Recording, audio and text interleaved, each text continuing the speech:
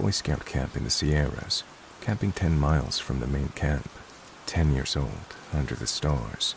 You could only see 10 feet away. The remainder of the camp was at least 50 yards away through the trees. I picked this spot with a few buddies to avoid the consequences of everyone eating beans for dinner that I knew would fill the camp after our chilly dinner. The year 2 to 3 people had been killed by mountain lions in California.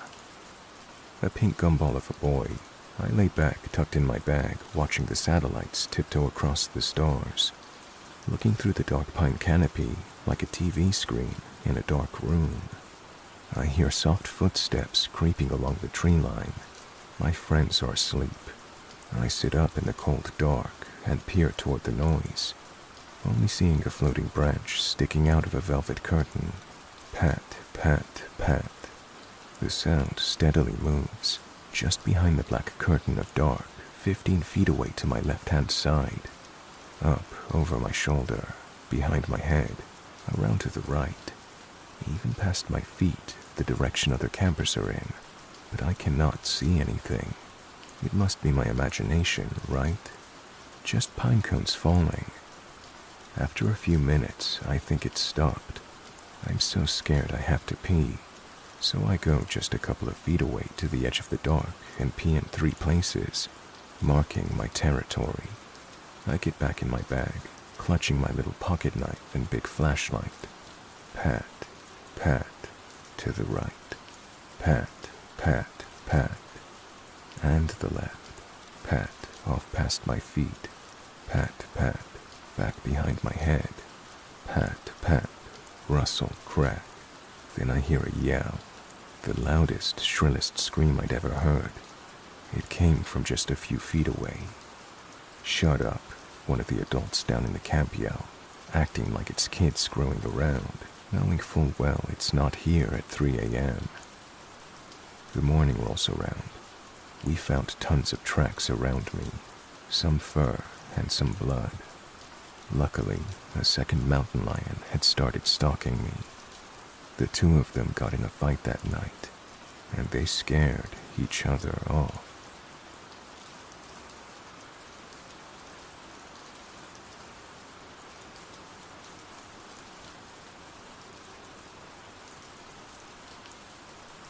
I've hunted turkeys for years, mostly in Oklahoma, in spots local to me. I'm an Okie born and raised. Anyway, this happened a while back when I was a young man, right at the start of turkey season in a spot I got permission to hunt. I pulled up way before daylight, parked off of a dirt road and walked into the woods. If you know turkey hunting, it's a game of patience. Get set up, get quiet, start calling, and wait. I set my decoys out in a small clearing and tucked myself back against a big old oak tree. Morning mist was clinging to everything, real thick that day, kinda eerie and a bit out of the ordinary for the place I was hunting. Once it was time, I did a few soft yelps on my call, just trying to coax a longbeard in. Not 5 minutes later, I heard a distant gobble. Adrenaline kicked in. Then, right after that, I heard something else, crying, like human crying, faint, but enough to stop me dead. At first, I thought it had to be a weird bird I'd never heard, or maybe a coyote making a racket. I've heard coyotes make some freaky noises when they get riled up, so I shook it off and kept hunting. But then, it came again, clearer this time. It wasn't an animal, it was human. It sounded like a baby or a real small kid crying somewhere behind me in the trees. At that point, I was concerned. I figured maybe someone's kid had wandered off from one of the houses around there or something. You never know. It did sort of scare me, but I was more worried that a kid was in the woods alone and by themselves. I have nieces, nephews, and younger cousins, so it stirred something in me. I got my gun and started picking my way through the brush, following the sound. I kinda had to fight my way through a briar patch and some cedars, which isn't ever fun, but it was definitely crying that I was hearing. I finally came to an old oak tree. It was twisted all up, old as hell, Looked like it had been struck by lightning at some point. There was a hollow near the base, big enough to crawl into if you wanted to. The crying sounded like it was coming from inside that hollow. I just stood there, heart pounding, trying to see anything in the dark hole. I was honestly trying to work up the courage to look inside, but before I could even take a step closer, the crying stopped. Like someone had flipped off a switch. Dead silence. I backed up real slow. I didn't turn my back until I got some distance between me and that tree. I started to call my dad, but the whole thing left me feeling crazy. I felt like I imagined it, but I know what I heard. I grabbed my gear and hiked out fast. I didn't even hunt the rest of the day. A month or two later, I was talking to a buddy of mine at his house. We were getting ready to go fishing, and his uncle was out there holding court around the tailgate of his truck. We got to talking, and I told him about it, and he got real quiet. He's full-blood Seminole. I'm not sure how familiar you folks are with Oklahoma's history, but the Seminoles were one of the tribes sent here in the 1800s, and I was hunting some land that would have been theirs, and an area they would have settled in. Anyways, he explained quietly, almost reverently, that the Seminole people traditionally buried stillborn babies in the hollows of trees, believing the trees protected the tiny souls until they could pass on peacefully. I still get chills thinking about it. I don't think what I heard was trying to scare me. I think it just was, like an old sadness still hanging around. When I'm in the woods, I still think of that tree sometimes, and the tiny voice held gently within. It reminds me that even places we believe we know intimately can hold mysteries beyond our understanding, and that not every unexplained sound in the wild is meant to harm us.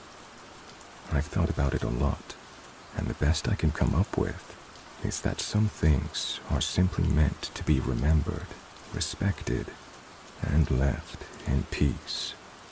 Has anyone else heard anything similar?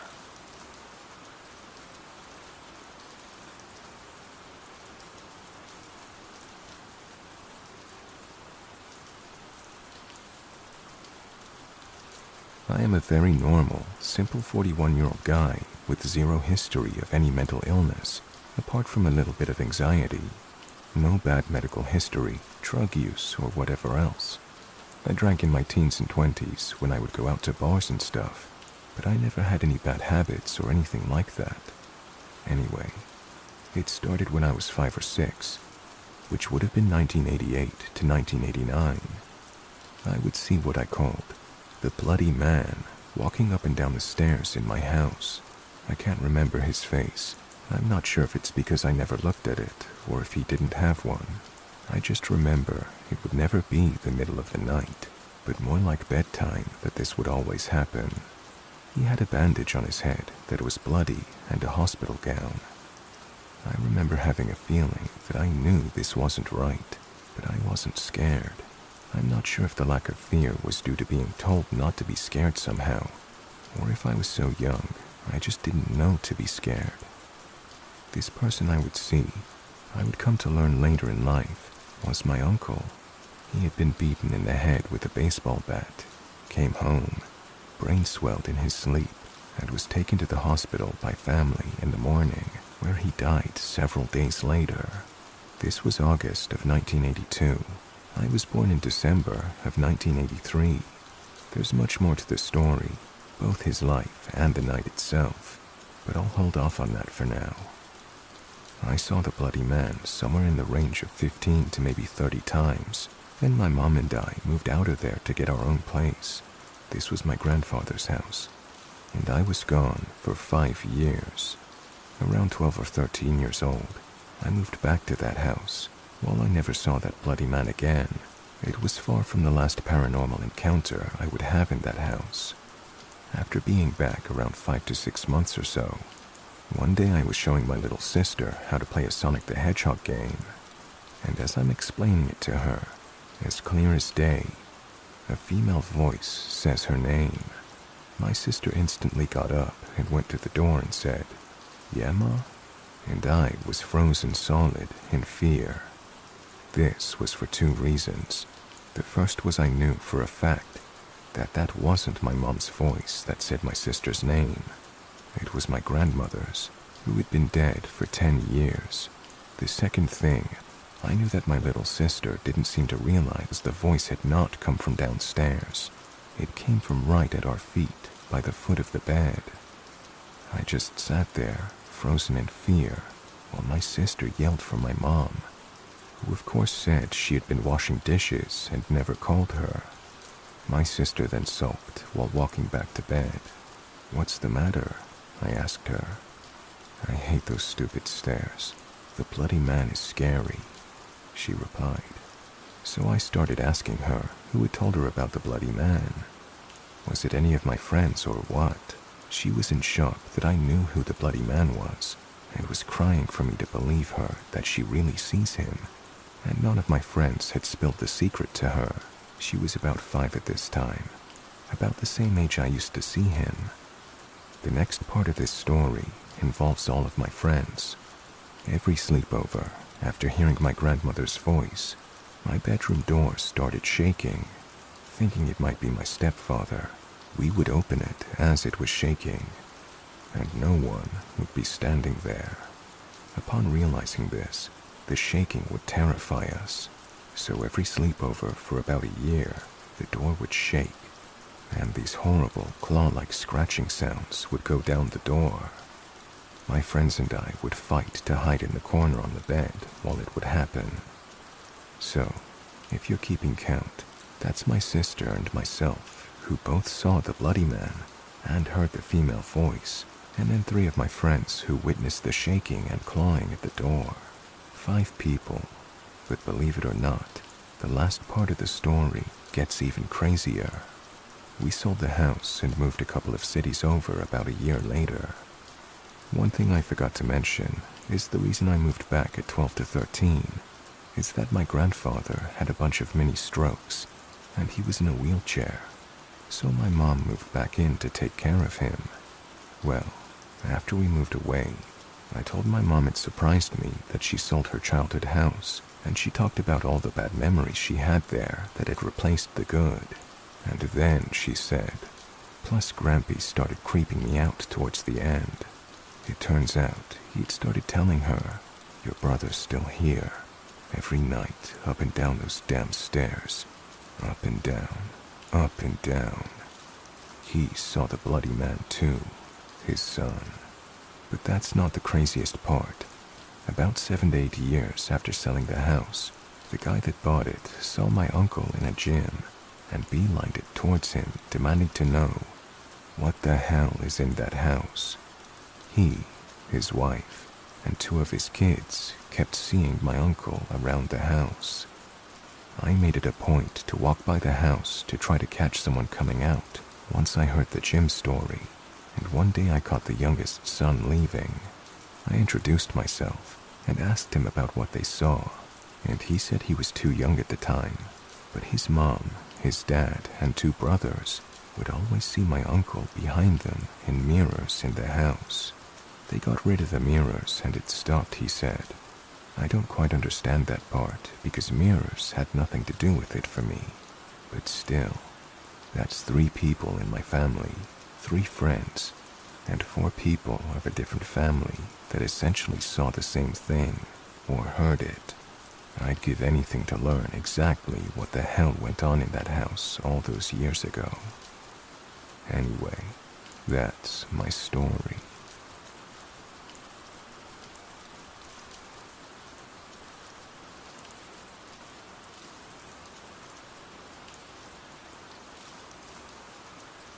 For the past 2.5 years now, I've been living in the north of the Scottish Highlands, and when I say north, I mean as far north as you can possibly go.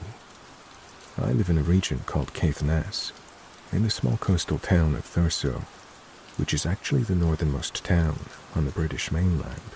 I had always wanted to live in the Scottish Highlands, which seemed a far cry from my gloomy hometown in Yorkshire, England, and when my dad and his partner told me they'd bought an old house up here, I jumped at the opportunity.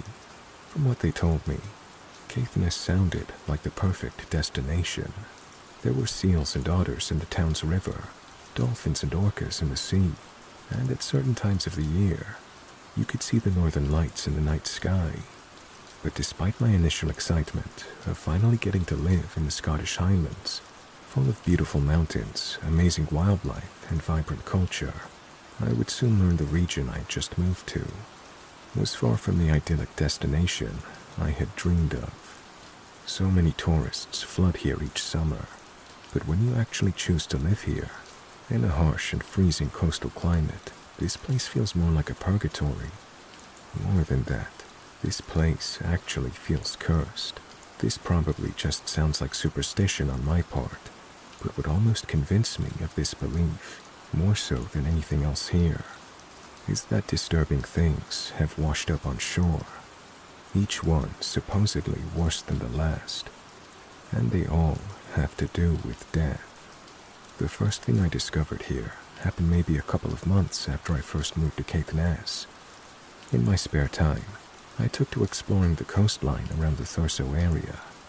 It was on one of these days that I started to explore what was east of Thurso.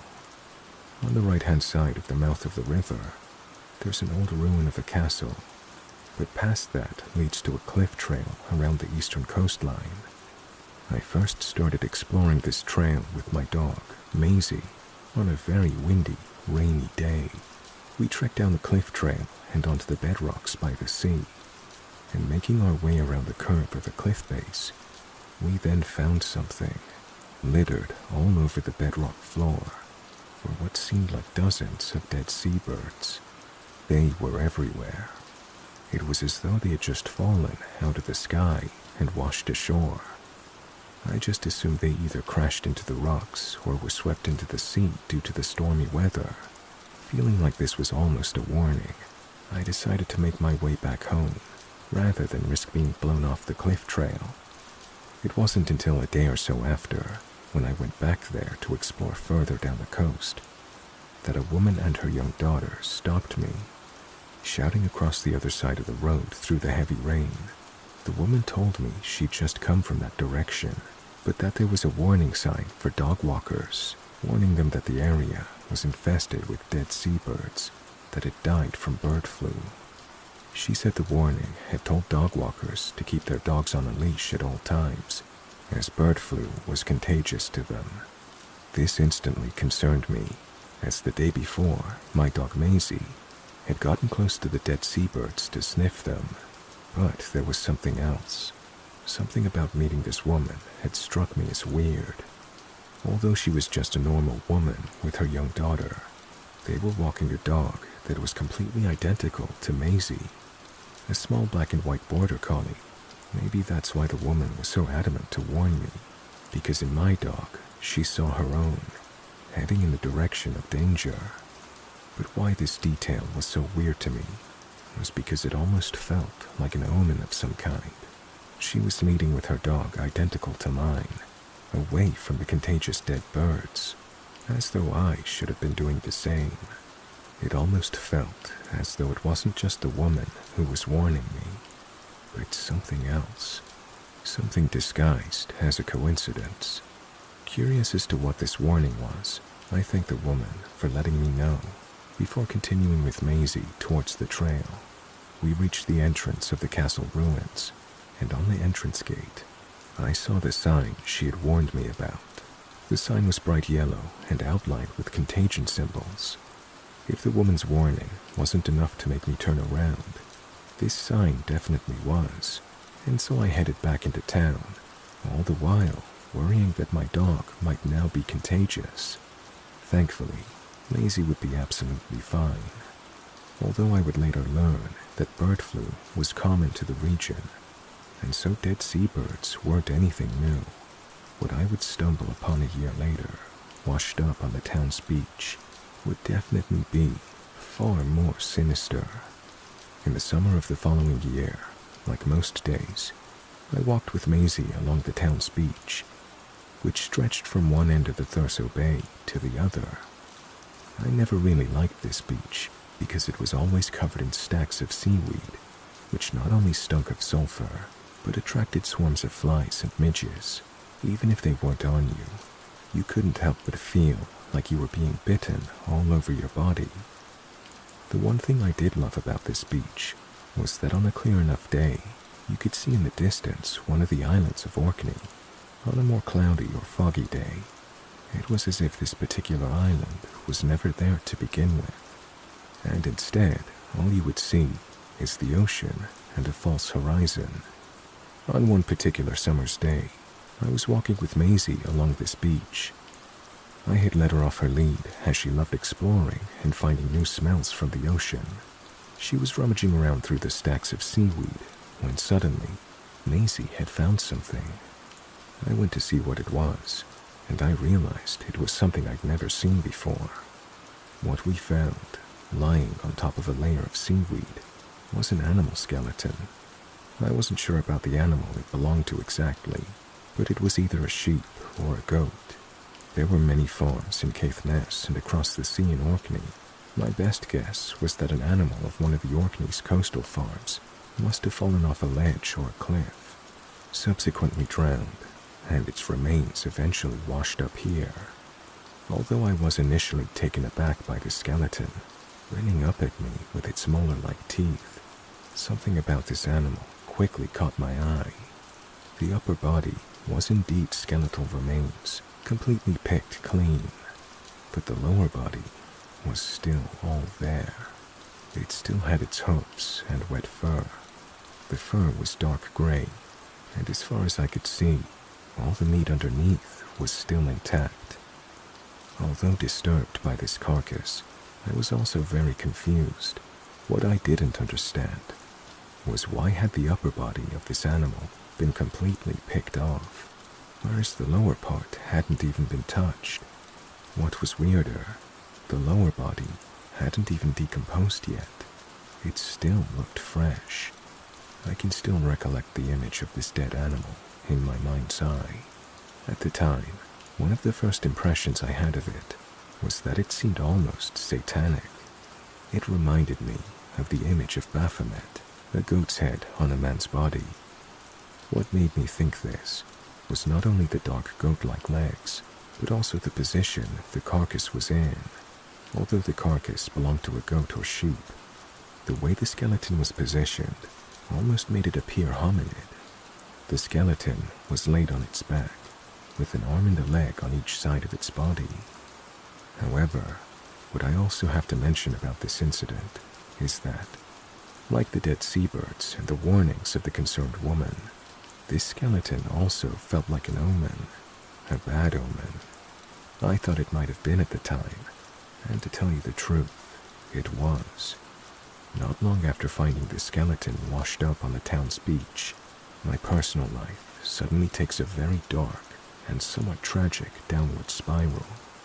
I almost wish I could go into details of what happened, as it would only support the idea of how much of a bad omen the skeleton would turn out to be, but it's all rather personal. While I've still lived in this godforsaken place, I've come across one more thing that has washed ashore, and although I can't say whether it was more or less disturbing than the Baphomet-like skeleton I'd found, it was definitely bone-chilling.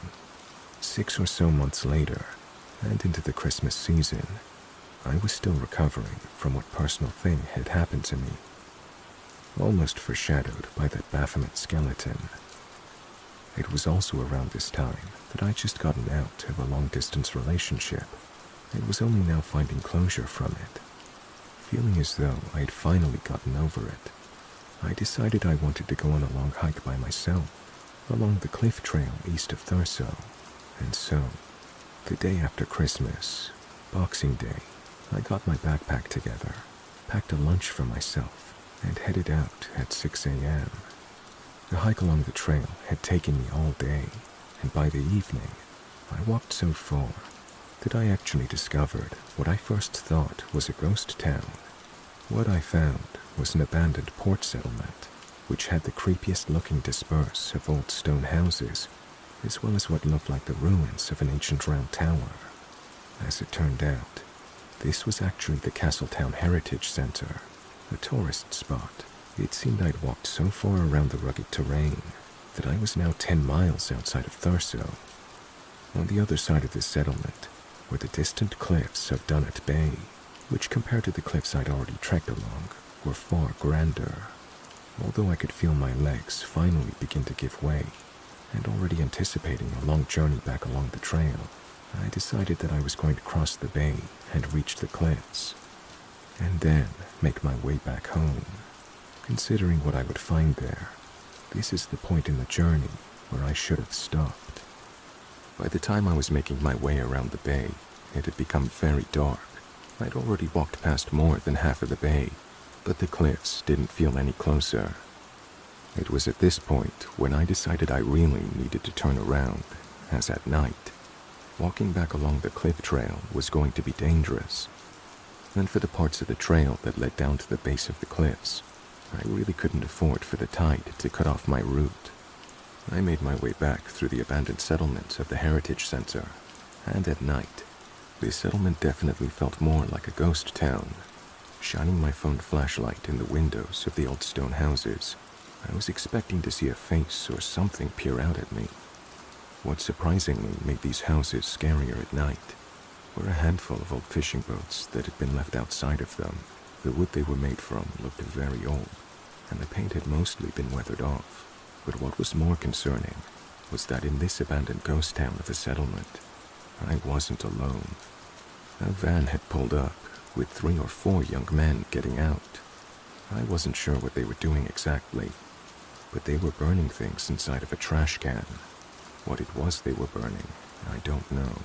But as I made my way out of the abandoned settlement, every time I looked back at the men by the van, at least one of them was watching me. The abandoned settlement, the creepy men burning things by their van.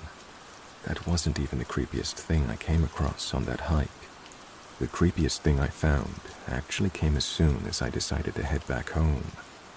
Before I was even back at the Heritage Center, finally making my way back, I tried retracing my own footsteps along the beach. It was so dark by now that I needed to use my phone flashlight to find them. As I wandered through the darkness, with only the dim brightness of the flashlight to guide me, I came across something. Ahead of me, I could see a dark silhouette of something in the sand. It was too far away for my flashlight to reach, but it seemed to me that it was just a big rock, so I wasn't all too concerned. But for some reason, I wasn't 100% convinced either. The closer I get to it, the more I think it could possibly be something else. I was right on top of it now, and the silhouette didn't look as much like a rock as I thought it did. If anything, it looked more like a very big fish, almost like a tuna fish. I didn't even realize fish could get that big in and around these waters. Still unsure if this was just a rock or a dead fish of sorts, but too afraid to shine my light on it, I decided I was going to touch it with my foot. My first thought was I was going to feel a hard rock beneath me, only to realize the darkness had played a trick on me. I lift up my foot and press it on the dark silhouette, but what I felt wasn't rock hard. It was squidgy. My first reaction was a little bit of shock, because if this wasn't a rock like I originally thought, then it was something else, and had probably once been alive. Almost afraid to shine my light on whatever this was, I finally work up the courage to do it. Hoping this really is just a very big fish, I reluctantly shine my light on the dark, squidgy thing, but what the light reveals is something else. It was a seal, a dead seal pup. Seal carcasses do occasionally wash up in this region, and it wasn't even the first time I saw one. But as I studied this dead seal with my flashlight, feeling my own skin crawl as I did it, I suddenly noticed something alarming. This seal pup had a chunk of flesh bitten out of it. For all I knew, this poor seal pup could have been hit by a boat, and that's what caused the wound. But the wound was round and basically a perfect bite shape, depending on the time of year. There are orcas around these waters, which obviously hunt seals, but this bite mark was no bigger than what a fully grown seal could make. Did another seal do this, I know other animals will sometimes eat their young, but I've never heard of seals doing this.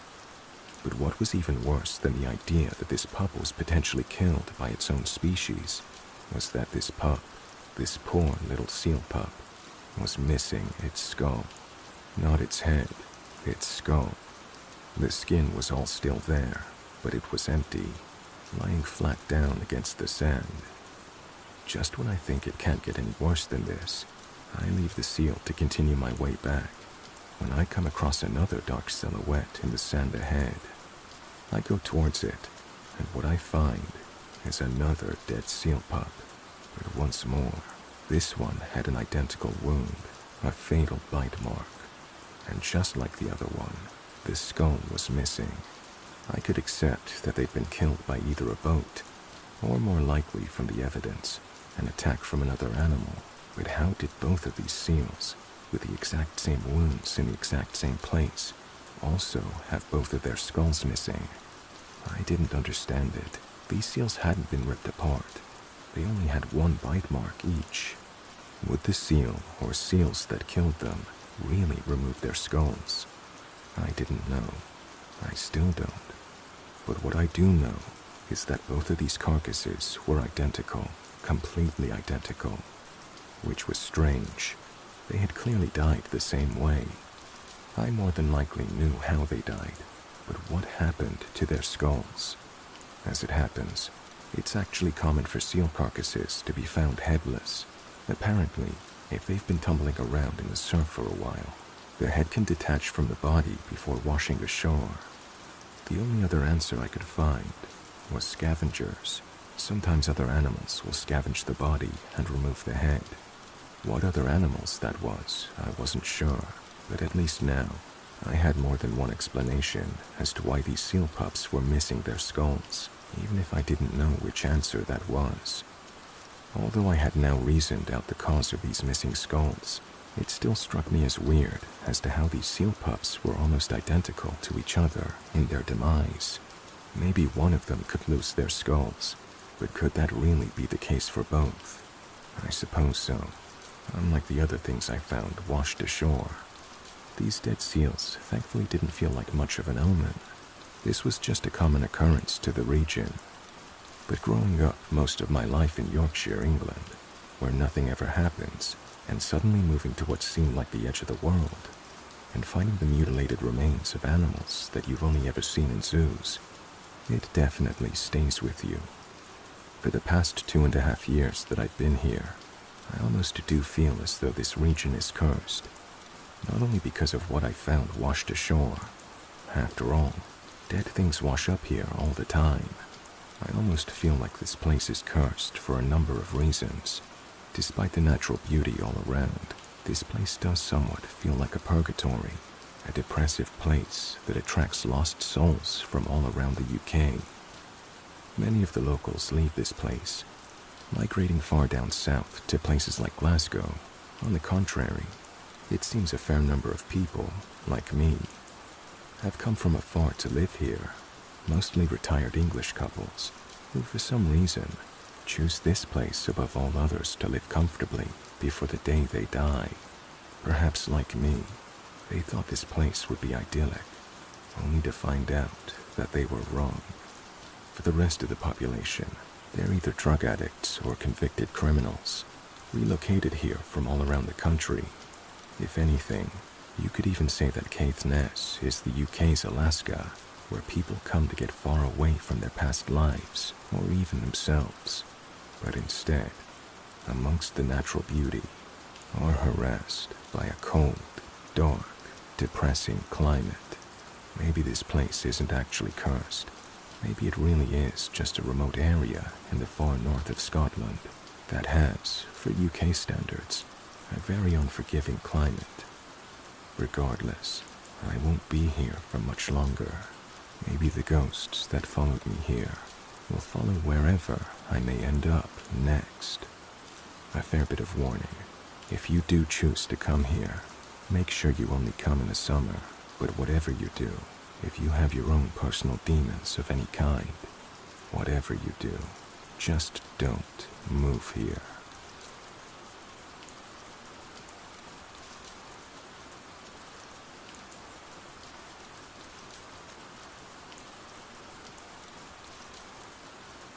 Man, I'm glad I found this place to post all my weird stories from the woods here in western North Carolina and eastern Tennessee. This is my most recent and the easiest to type out for you now. I'm an avid relic hunter and metal detectorist. I walk creek banks and search for arrowheads, Civil War artifacts, antique bottles, and whatever else. And I've hit my areas hard, so I have to walk further every trip I take out. And some of these spots are pretty far out to begin with. Then I set off walking into the woods. More often than not, I end up trekking back in the dark. That doesn't actually come into play for this story, but it helps set the tone for the kind of guy I am. This story actually starts at a local playground. There's a creek running past that everyone fishes in and swims in during the warmer months. But this was back in winter, and I was alone. I walked about a mile up the creek, just looking around the ground for something to catch my eye. I walked past an old house next to the creek, past the park that always gave me the creeps. I never saw anybody going in or out, or whatever else, but there would be lights on at night, and I could feel somebody watching me walk out by the windows every single time. I'd always raise my hand and wave without even looking. Just normal small-town courtesy since I was walking past their house. But today, I just passed right by. No feeling of being watched for once. Maybe they got used to seeing me. I'm trekking along, in my boots in the water, and I make it to a big sandbar near an old bridge. Sandbars are prime territory to find Native American relics, and old bridges are great for old bottles. So I'm slowing down now. I'm kicking rocks over and focusing on every little stone, but it feels like someone is watching me. I look around. Nothing. I can see hundreds of yards in every direction, and there is nothing. I get back to my hunt. I can't shake that feeling in my gut, so I look around again. Nothing. I'm kneeled down on the sandbar, back facing the bank, and out of nowhere, I hear what sounds like an old hillbilly. I am one, by the way, I can say it. Anyway, he says, "Jimmy?" Like a question, like he thought maybe he recognized me or something. I 100% expected to turn around and see some old man standing there on the bank. But there is no one in sight. He would have had to have been a few feet behind me for me to even hear him, with all the water rushing and other noises.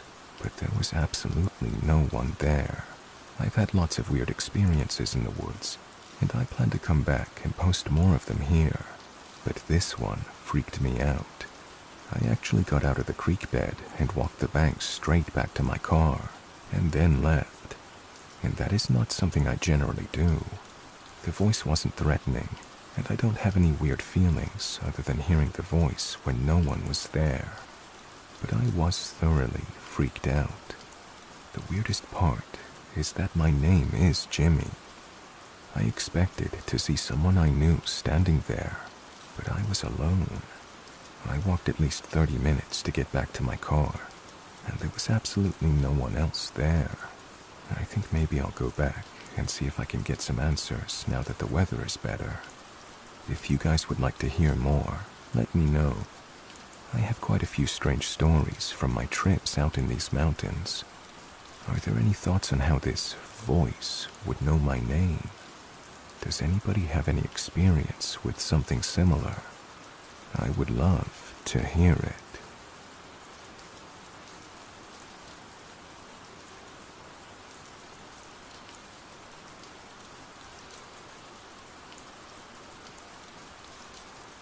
This is my getting lost in the woods story.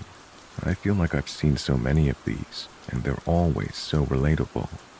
I've been wanting to share my story in one of these subreddits since it happened, so this is it. This happened about 2 years ago. My fiancé, my best friend, and I decided to go to this popular hiking trail near us. The trail leads to a giant rock that hangs off of a cliff. It's a beautiful look over the city I live in. It's a far walk through the woods.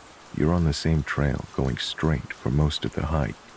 The trail eventually makes a sharp turn, gets thinner, and gets very steep. You really have to hike up this part, and then you reach an open field. You can see the rock above you. You have to climb up one more path that leads you to the rock. Even though the hike is long, the path is very easy and it's hard to mess up, considering this is the only path in that area of the woods, that I've found at least. I've done it multiple times at this point, even hiked down well after midnight after watching fireworks on the 4th of July. Anyways, the three of us decided since we were walking close to the road that leads you to the trail, we were going to go visit. It was about 7 p.m., so it started getting dark really fast. We didn't even make it off of the first part of the trail I already mentioned. It goes straight for about an hour until you get to the sharp turn. We didn't even make it to that. We decided, since it was getting dark, we should turn around. We all had our flashlights on, and everything was normal.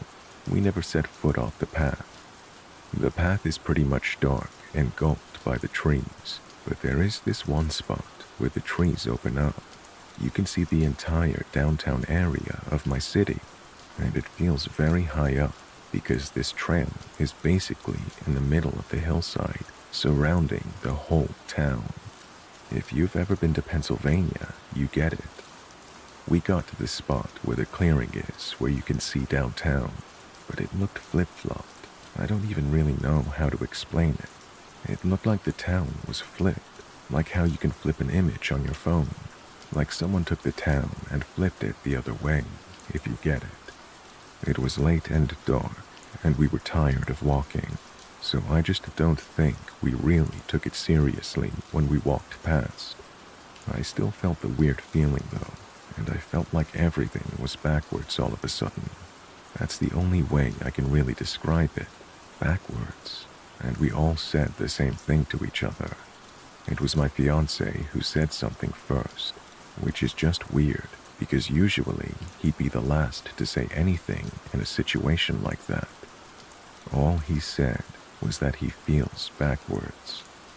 My best friend freaked out because she gets anxiety like that, and she said that she felt the same way. I mentioned the clearing looked weird, and they all agreed with me. They thought the same thing, but they thought they were being silly. At this point, we should be close to the exit, but it felt like we were going in circles. The path started breaking, like the path wasn't even the same we've been walking on, so we turned back around towards the rock to try to figure out where we were. We came back to the clearing, and it looked so weird that we took pictures. I do have them still if anyone cares, but you wouldn't be able to make out that it looks flipped unless you live in the same town. We knew we were at the clearing though, because it's the only part where the woods clear, and we knew that we were on the right path, as we hadn't gotten off of it. We decided to turn back around towards the exit, but it didn't bring us to the exit. It also didn't bring us to the path that looked wrong and started to break. It was a whole new part of the woods we've never seen before. There was a door in the ground. It looked like a door to a mine maybe. We tried to do research, but there's no evidence of a mine being there. But there is multiple mines in my city, so I wouldn't be surprised if it was just old and wasn't on record. Beside the door was about 5 or 6 white chairs, with what seemed to be white sheets laying on the ground around them, like little pieces of white cloth. Not very big, just pieces.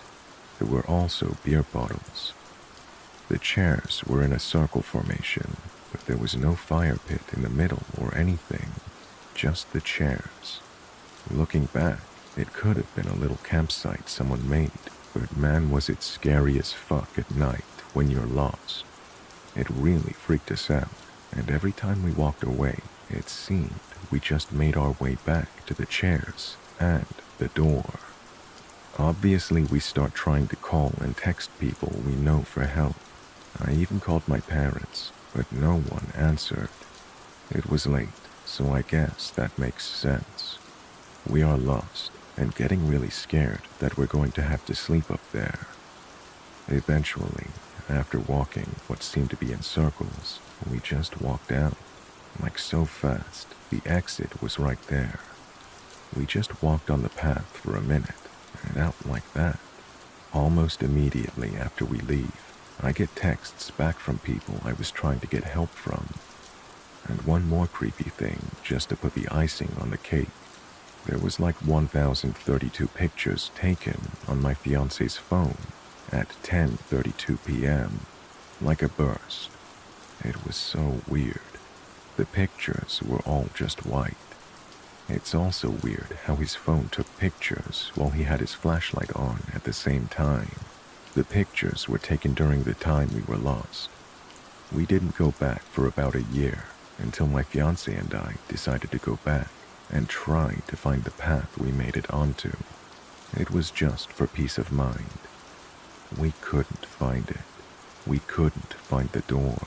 We couldn't find anything weird, except a giant meat grinder. I hate the woods so much. It freaks me out thinking about any woods or forests of any kind. That's just one of the worst experiences for me, but I have had a few. Honestly, I just hope people don't think I'm bullshitting. It sounds crazy to me, so I can't imagine someone thinking I'm lying, but I'm really just looking for a possible explanation. It's one of those things that bothers me to this day, and my fiancé doesn't like talking about it because there's just no explanation. My best friend and I will still talk about it, but it goes nowhere because we've thought of every possible explanation we can think of. So any similar experiences or theories would be great.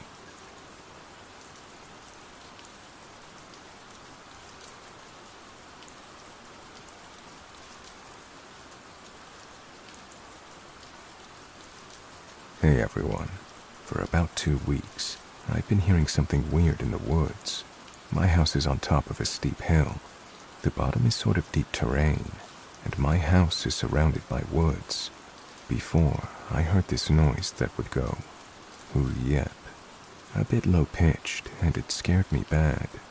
It stopped all of a sudden. Then a couple of days would go by, and a new noise would arrive. This one goes, "Ee."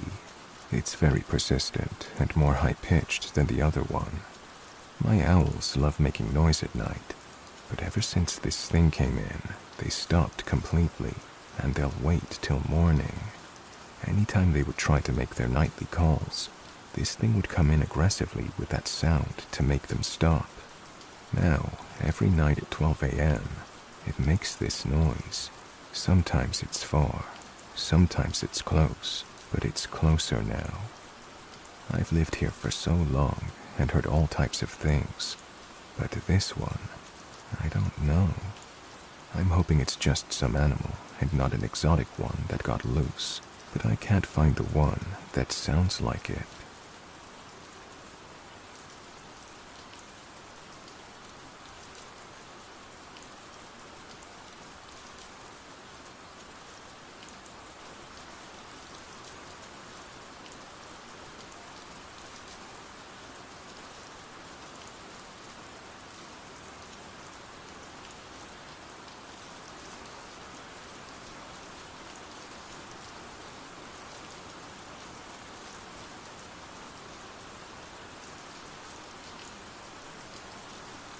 I live in the UK, and a few years ago, I sold up, took early retirement, bought a boat, and dropped out to go on an adventure, exploring the UK's inland waterways.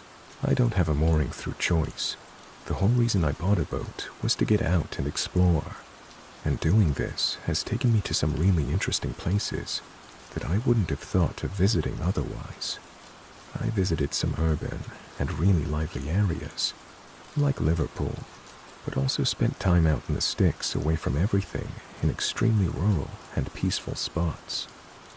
It's pretty cool being able to choose your spot dependent on your mood, and if you don't like the area or don't like your neighbors, you can just throw your ropes and move. In the UK, Your waterways license enables you to boat without having to take a formal marina berth, provided you genuinely keep moving, with most mooring spots being free for up to 14 days before you have to move.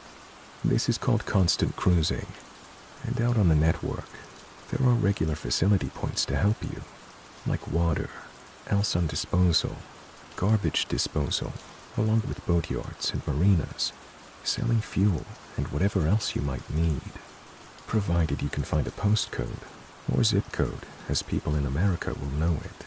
You can even get a supermarket or fast food outlet to deliver to you. So all in all, if you have a decent craft, well set up for off-grid living, you're very well catered for, and it's an amazing way of life. Many people choose this way, as they're retired and on an adventure like me. But there are many living on pretty shady unlicensed boats out on the network because they can't afford anything else. You definitely can't judge a book by its cover, though, and some of the most genuine, kindest people I've met out here have been people I'd have crossed the street to avoid in my previous narrow-minded life. There's people living gloriously happy, hippie lives in their torn jumpers and run-down barges who you'd be stunned to learn were former professors, physicists, lawyers, or high-ranking soldiers. And then there are those who look like hobos with absolutely nothing, but who'd give you the shirt off their back if they thought you needed it more than they did. I'm a lone female boater, with just my bog-snorkeling Springer Spaniel and my 2 cats as crew. So I follow lots of boating forums to keep an ear out for problem areas or people, and try to be sensible with my safety and security, and my choice of stopping points. I've been very lucky so far. It's been very rare that I've ever had any sort of issue in those years I've been doing this, but occasionally you'll find that you've got little choice about where you have to stop, or how long for. In wintertime, you can often come across navigations closed due to flooding or broken infrastructure, like a broken lock stopping you in your tracks. In summer, it's not unheard of for a canal to run out of water, and you find yourself stuck on the bottom, unable to move, until the level rises again. As I'm writing this, I'm stranded on a quarter-mile stretch of canal with river navigations at either end closed due to flooding, and I've been here for 2 months. It's not been any hardship though, as there's lovely trails through a country park beginning right opposite me. There's a town with all its facilities 10 minutes walk away, and a water and facilities block nearby. As far as being stuck goes, this is an ideal spot, and I'm well set up. My cats like to go out and explore, so I always try to moor away from roads and seek out spots where the cats would have an escape route, so any pursuing dogs wouldn't be able to follow them, like a thick hedge or fenced-off area of some kind. So I choose a spot right up at the end of this canal, alongside a derelict industrial area. There's a couple of gaps in steel fencing a person can get through, and after checking it out to make sure it's reasonably safe, and finding mostly just piles of bricks and a usable but deteriorated roadway left, I've been in there often with the dog and cats, on a sniffari trotting behind. In the 2 months I've been here, I've only ever seen one other person in there, also walking their dog. My cats have discovered there's mice in there, and they've been having way too much fun to come home as often as they usually do. So it's become a nightly ritual to have to go in with my head torch and dog and retrieve them before bed. They're both pretty cool cats that think they're dogs, so if you just go and shout for them, they'll come running and follow you home. The first 7 weeks went without any incident, despite there being quite a few shady-looking boats here, but a few nights ago, I was in there shouting for one of the cats when I heard what sounded like bricks being bashed together in very deliberate, evenly spaced multiples of 3. My first thought was someone's hurt and maybe can't call out, so they're trying to get my attention.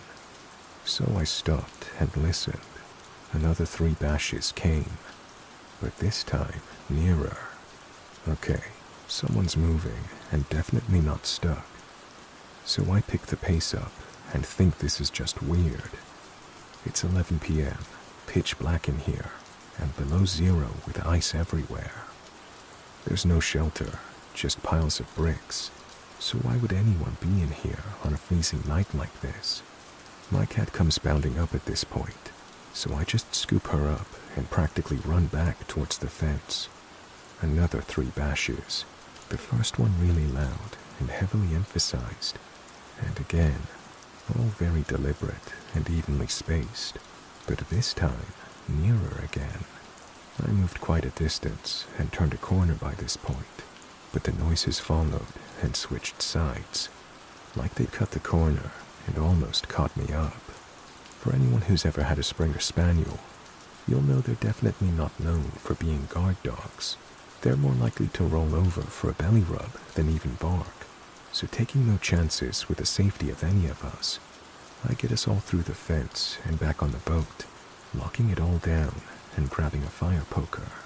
For about 10 minutes, I don't hear anything but the fluffs do, but they keep lifting their heads and alerting to something outside. Then I do hear it. The fence to this compound is only about 10 feet from the side of my boat, and someone is on the other side of the fence, doing a low but loud growling. If you can imagine a human trying to mimic the sound of a slow revving motorbike, it kinda sounded like that, and this went on for nearly 10 minutes. I turned all my lights off and sat up for hours holding my fire poker and watching my crew for any indication they could hear anything, but there was nothing further, and I eventually fell asleep. 2 days later, I'm walking down the towpath and walked past a small cruiser moored about 200 yards away from me. It's one of a line of pretty scrappy-looking boats with broken windows and junk piled all over it. As I pass, I hear a man's deep voice mimicking me, calling my cat's name like I was doing that night. I look over and see a really scruffy and dirty-looking guy with dark hooded eyes and god-awful teeth grinning at me. I stopped a second and gave him my best defiant, "I'm not scared of you, don't mess with me," because I'm secretly a badass death stare. I even managed a sly, psycho-esque grin of my own right back at him before walking off. I don't know why I reacted like this. Generally, any challenge to someone who might be unbalanced is a very dangerous thing to do and wouldn't be my usual approach. I'm not a badass, far from it, and I am scared of him. He looks mentally ill at best, possessed at worst. But there, in that moment, I just instinctively felt the need to stare him down and not show him fear. I'm still stuck here, but I haven't seen him since. In fact, in the 2 months I've been here, that's the only time I've clapped eyes on him at all, despite walking past that boat every other day. I hope to keep it that way, and as soon as those navigation lights change to signify the river is open again, my fuzzy crew and I are out of here. To the possessed-looking growling guy, I hope your boat is as clapped out as it looks, so you won't be able to follow.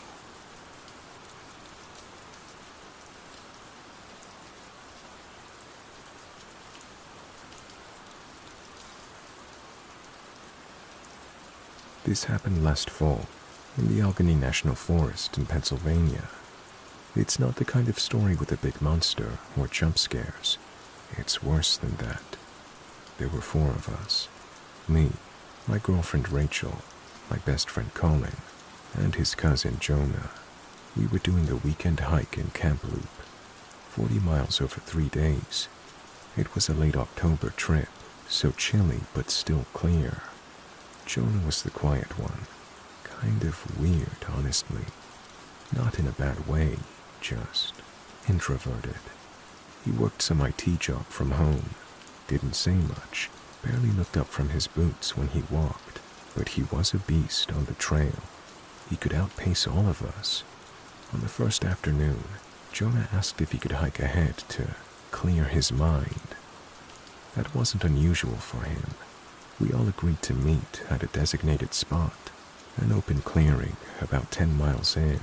near an old fire watchtower that's been out of use since the 90s. Rachel and I got there around 4:30 p.m. Colin showed up 20 minutes later. Jonah didn't. At first we weren't worried.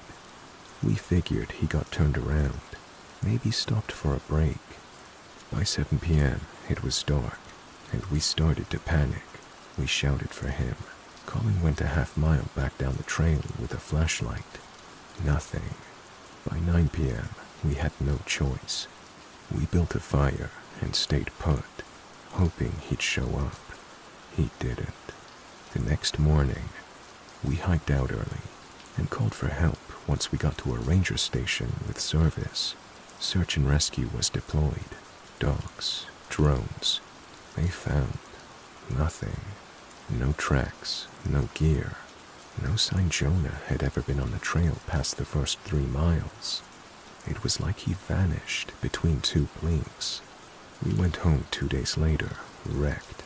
I couldn't sleep. Colin blamed himself. Rachel cried every night for a week. 7 days after Jonah disappeared, I got a call at 3:12 in the morning. It was him. He said, totally calm, "Hey, I'm outside. Can you let me in?" He sounded normal. No urgency, no fear, like he'd just been on a walk. I opened the door, and there he was, in the same clothes he'd worn on the hike. Dirty, sure, but no worse than if he'd been out for a couple of hours. No frostbite, no injuries, no sign of hunger or exposure. We all gathered the next day. Rachel, Colin, myself, and him. He told us he had no memory of anything after taking a shortcut to get ahead on the trail. He said he slipped, hit his head, and must have gotten disoriented. I guess I wondered until I found a road, he said. Only he didn't look disoriented, or injured for that matter. He looked rested, calm, too calm. Over the next few weeks, Jonah changed, not in huge, dramatic ways, in subtle ones. He stopped blinking as much. He used to clear his throat constantly. He no longer did that. He never used contractions anymore. I do not know. I will check. I cannot recall. Instead, he used weird, robotic speech. He'd stare a beat too long when you made eye contact, like he was remembering to do it. One night, Rachel whispered to me after he left our apartment, "That's not Jonah." I wanted to laugh it off, but I couldn't, because I had been thinking the same thing. Colin finally broke. He went through Jonah's hiking GoPro, which search and rescue had recovered with the rest of our gear. Jonah always wore it on his chest strap. Most of the footage was normal. Trees, dirt, Jonah's boots. But then, about an hour before we last saw him, the video cuts. No transition, just static. Then black for a solid 45 minutes. When the footage resumes, it shows Jonah standing completely still in front of the fire tower, looking directly into the lens. His eyes were wide. He didn't blink once. The background was perfectly silent. There wasn't even any wind. He didn't speak, but there was a faint sound, like whispering, layered voices overlapping and fast, almost like reversed audio. Colin tried to isolate it, but it only got worse. The more you adjusted the volume, the more it sounded like your own voice, whispering things you didn't want to hear. He deleted the file. He said it felt like it was watching him back. Jonah's parents informed the authorities that he had turned up as soon as he got home, and when he spoke with his mother, she said she thought he was in shock. She wouldn't listen when we told her that there was something wrong with him, so we decided to tell the police. Of course, they laughed at us and agreed that he was probably in shock. Jonah still texts us, still comes around, still smiles, but none of us are really talking to him anymore. And sometimes, late at night, I think about how calm he was, how clean his clothes were, how his boots had no mud on them when he came back. It was like he never walked out of the woods at all, but rather something else did.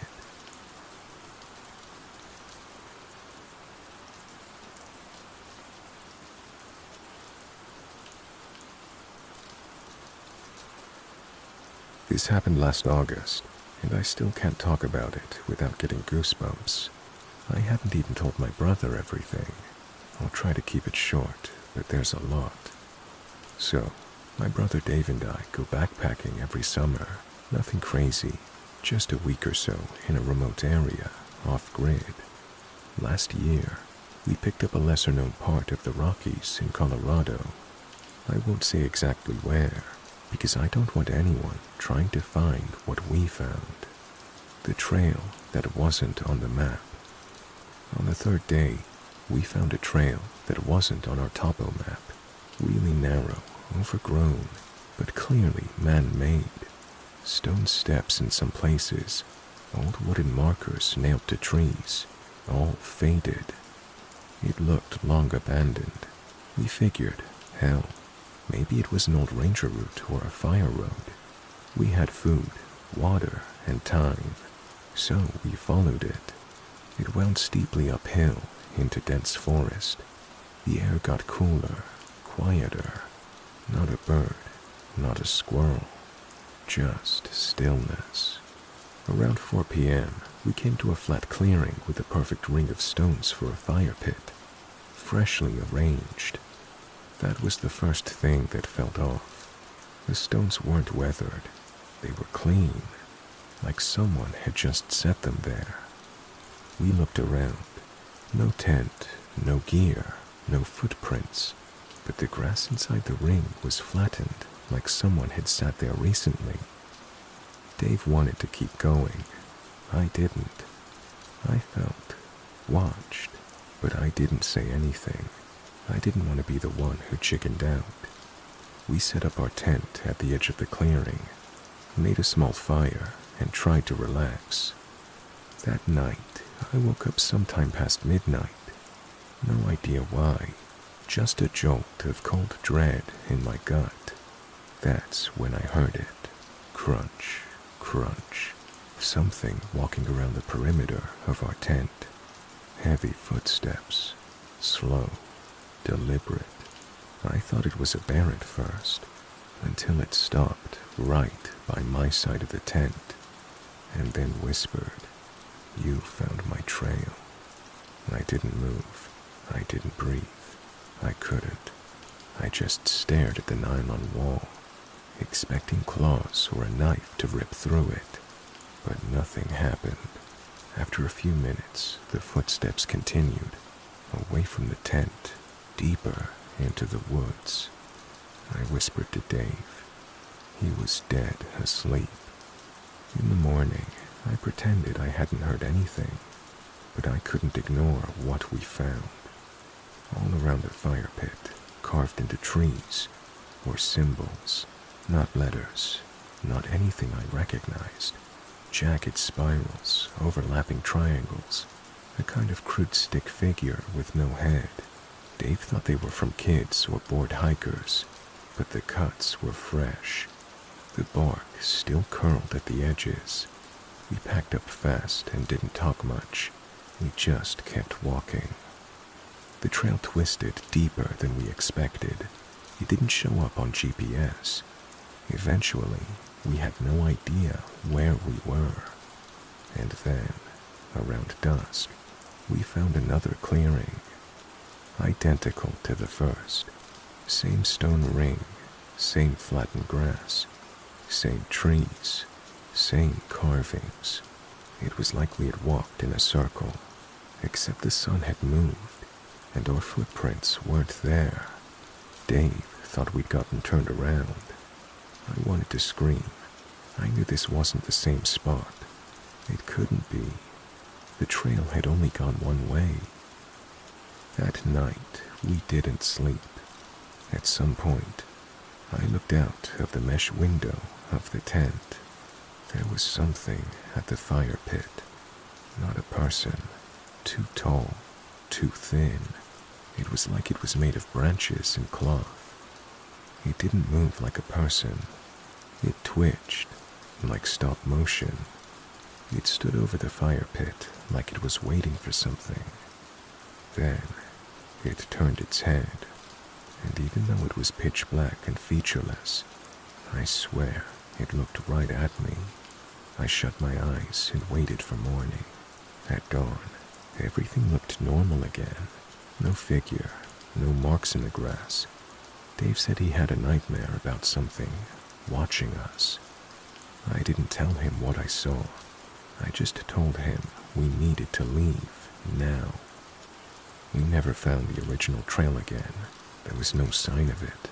It took us almost 2 days to bushwhack our way back to the main path. The weirdest part, when I got home, I checked satellite images. The clearing's coordinates. There's nothing there. Just trees and dense forest. There's no trail, no gaps. I haven't gone camping since, not even in my own backyard.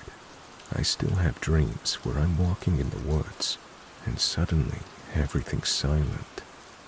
And I know I found the trail again, and sometimes, just before I wake up, I hear a voice like the one I heard on that trail.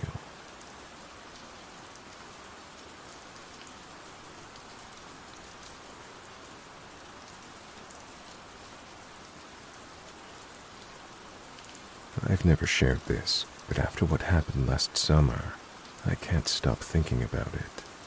I feel like getting it out might help. Maybe someone's experienced something similar. I don't know.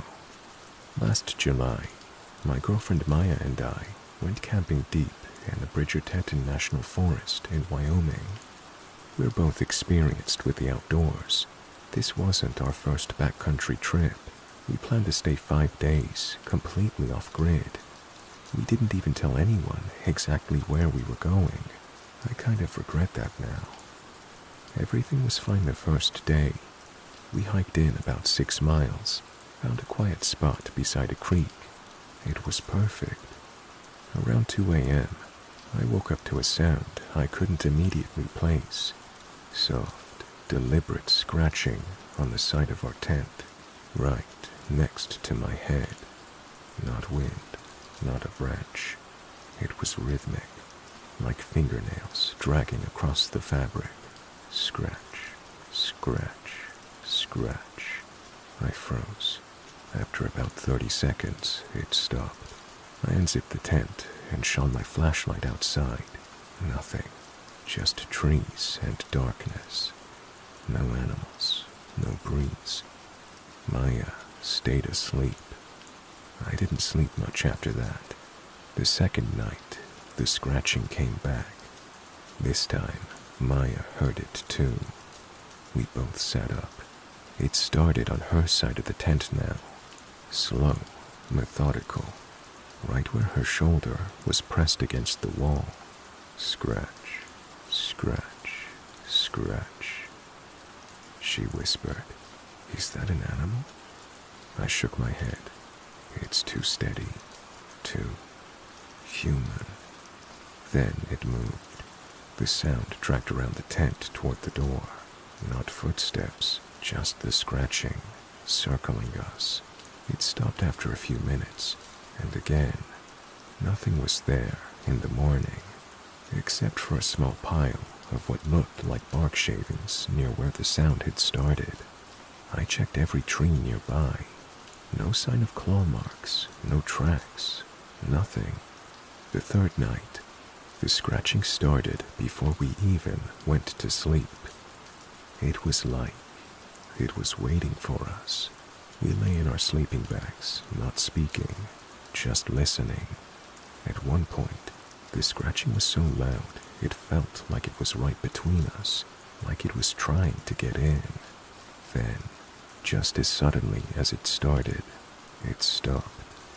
That's when we heard it, a voice so quiet it was almost part of the wind. Are you scared yet?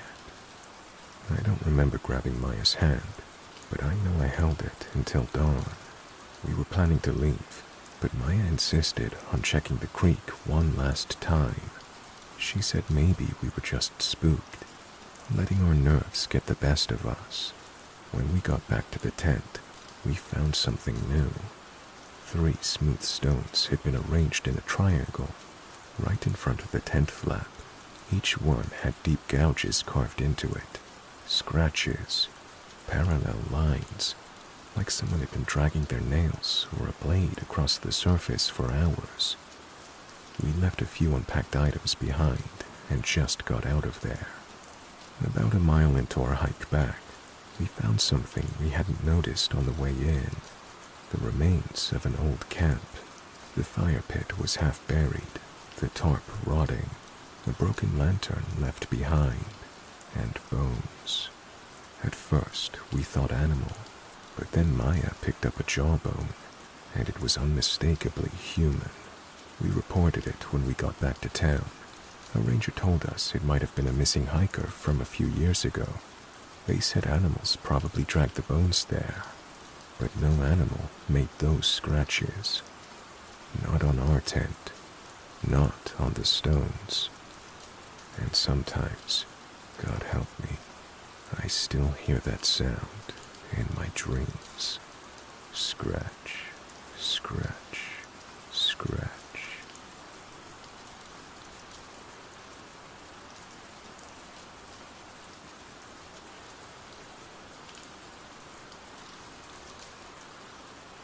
This story takes place around 2016. My friends Gina, Sabrina, and I were around the ages of 17 to 18 years old. During the early evening, we were riding my golf cart around the neighborhood. I was driving, Gina was riding passenger, and Sabrina was on the back seat. We were driving straight, going up a hill, and about to pass a car approaching a stop sign on a street to our left. The car proceeds to almost run through the stop sign and make a left-hand turn, but then they saw us and slammed on the brakes. As we pass them, they get behind us and proceed to follow us, screaming at us from out of the window. They were angry because they claimed they couldn't see us, but it was still bright enough outside that headlights weren't needed. As they followed us, yelling all these obscene things, I panic and start turning down random streets, trying to get away from them. I get to a new section of our neighborhood that is in the process of being built, to try to cut through some woods that would come out in front of my parents' friend's house. When I took a right-hand turn to try to get into the woods to do so, I ended up driving the golf cart onto a huge rock pile, causing the golf cart to nearly flip with all of us still inside of it. The couple catch up to us, and a middle-aged man and woman get out of the car, and the man starts filming my friends and I. As I mentioned before, 2 out of 3 of us were 17, so we were minors. We tell him to stop filming us while his wife calls the police on us. I call my dad, and he comes to where we're at, and he helps us get the golf cart off the rock pile, while this crazy couple proceeds to continue recording and screaming at us. We get the golf cart unstuck. My friends and I jump back on to head home, while my dad decides to stay there and wait for the police. Gina is driving this time, since she's the oldest of us 3. I get in on the back. The crazy couple see us leaving, and they proceed to get back in their car and started following us so close that they almost rear-ended us. I was on the back of the golf cart screaming. They stop, and we make it home, and we meet up with my mom, who then goes to the scene to help my dad, so that he's not left alone with these crazy people. The police get there, and my parents explain the whole story from what we told them, and the police side with us, and they even told my parents how psychotic that couple is. Eventually the couple moved out of the neighborhood, and we never saw them again. For a side note, during all of this, they had their 2 young grandkids in the car, watching everything.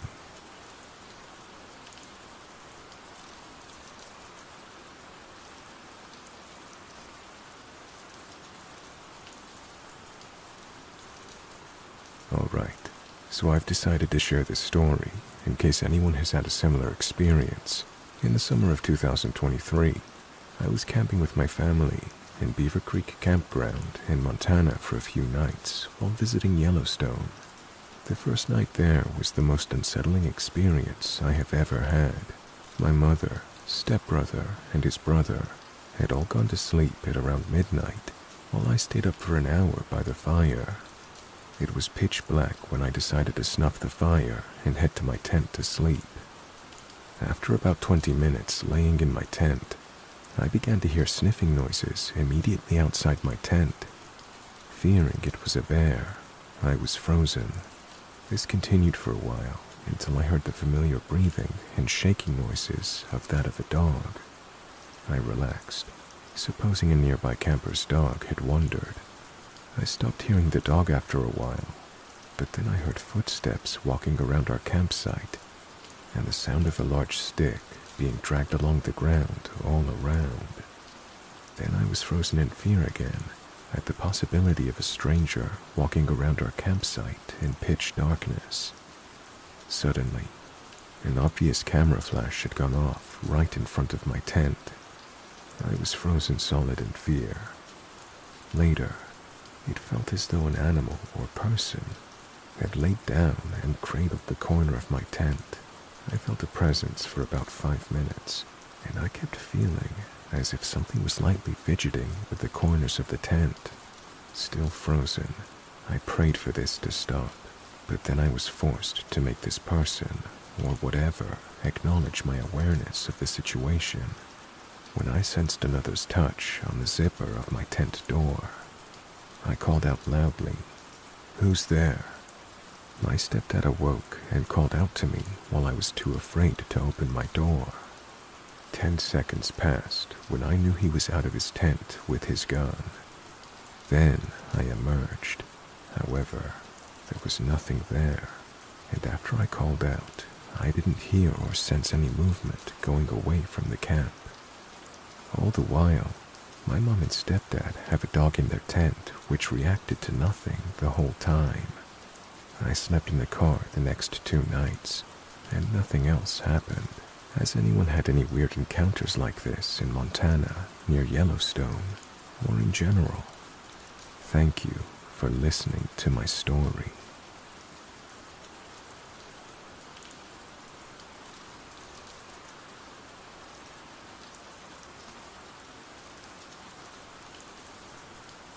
I'm from Hawaii, and I live on the more countryside of my island, where not even Google Maps can tell you exactly where I live. To put it simply, I live in the boonies, and people who don't live by me don't come into my neighborhood unless they're lost. I'm only saying that for context. About 3 days ago, I was in my driveway on my way to catch the bus to work, until a weird catering truck came towards my house and pulled into my driveway. A middle-aged guy came out wearing a tacky aloha shirt that only tourists would be seen wearing, and dirty khaki shorts with run-down sandals. He looked dirty, to say the least. He looked like he hadn't scrubbed in days. He asked me if I wanted to buy some meat or seafood, and I said no thanks, and then he asked if anyone was home. I lied and said my uncle was, hoping that he would go away, but he didn't. Then he proceeded to compliment my looks, saying how I have nice hair, then saying how beautiful island girls are, and how our curves are. Creepy stuff. It wasn't until my neighbor came outside that he drove away. Yet, once I turned the corner, there he was. He would then slowly drive behind me. I felt sketched out and called my mom, who's a dispatcher, and I told her what happened and what he looked like. She told me she'd handle it. By that time, more people started coming out of their houses, and then he left. 2 hours later, I was at work, and my mother told me that she got a couple of other calls about the same guy with the exact same description as I gave, and I was asked to go to the station to say if I recognized anyone. I then pointed out his picture. They confirmed that he is a well-known sex trafficker that they haven't been able to track for weeks. Since then, I've locked my house as soon as my mom leaves for work. I haven't really slept since, and I've been throwing up and having panic attacks whenever I give myself some time to think. I'm scared shitless, and I don't know what to do. He knows where I work. He knows my house. He even knows my face. And it scares me to the point that I've even covered up my windows, just in case someone might try to look inside.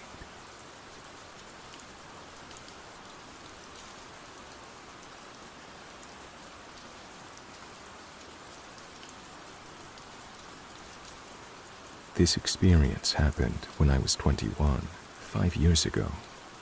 It's something that has played on my mind since, but I've never talked about it. I went to dinner with a friend from uni, Amy. We had 1 glass of red wine each with dinner. I was staying at her house that night, and by the time we got back, I was totally sober.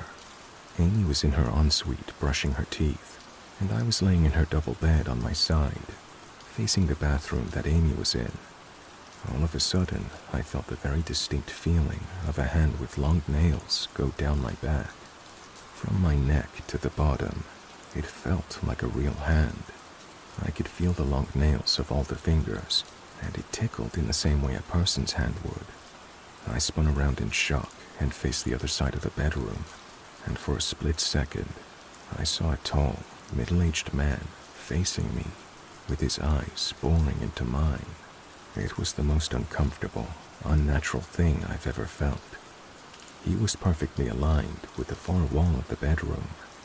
I saw him about 5 meters away, so no explanation for the human hand scratching down my back. I was crying and shouted for Amy, even though she was just next door. I told her what happened, and then she started crying. I asked her why, and she told me that she felt like someone had been watching her from the corner of her room for months. She even showed me texts to her boyfriend where she told him she was struggling to sleep because she felt like she was being watched. A well-known male serial killer, in London at least, that preyed on young men used to live 2 doors down from Amy's house. I didn't know this until I looked it up after. It's taken me years to process this because of how real it was.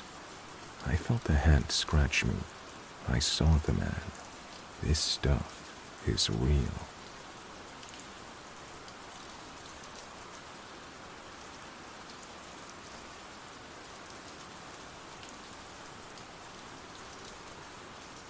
For a bit of backstory, my husband and I live in an apartment complex with our dog and cat.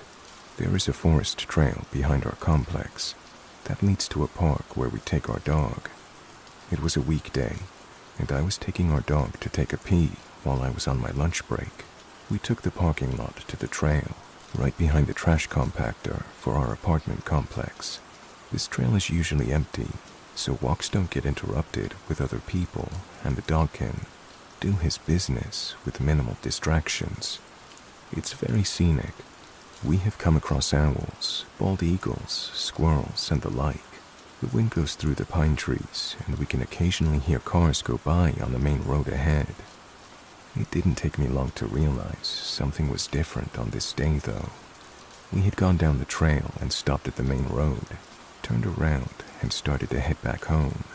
The wind seemed to suddenly stop just then, and I couldn't hear the birds that were so loud just a moment ago. It was almost like the silence was loud. That's when I saw it, and I had already walked past it. A man laying on his back 10 feet away in the ivy. Honestly, it didn't register to me that this was a person at first. So I stopped. I turned around.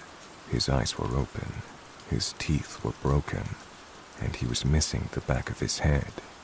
Now my dog is spooked and somehow wiggled out of his harness. This man was dead. The 911 operator asked if I had a defibrillator in my apartment that I could go grab and come back. I said no, but that he was definitely deceased. She asked again, "Are you sure? Please check." And that was the first time I was ever made to touch a corpse. I relayed back, "No, there's no pulse. He's missing most of his head." As I backed away, I could see copious amounts of blood I hadn't noticed at first. It was soaked into the earth beneath him. While waiting for the cops to arrive, I noticed he had a box next to him. This must have been the box he brought his weapon in. He had his glasses neatly folded, and had placed them on top of the weapon box.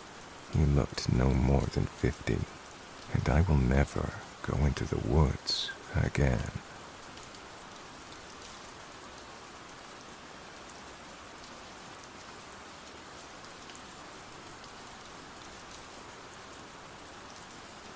Hey everyone, I'm new to posting here, but after reading other stories, I decided it's finally time to share mine.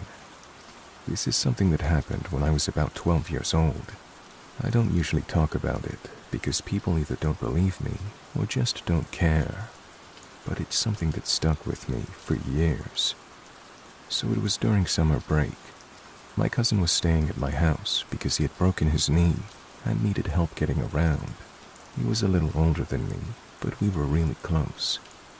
We'd stay up all night playing video games, eating junk food, and just doing typical guy stuff. One night, I was in my room playing video games by myself. My cousin was in the living room.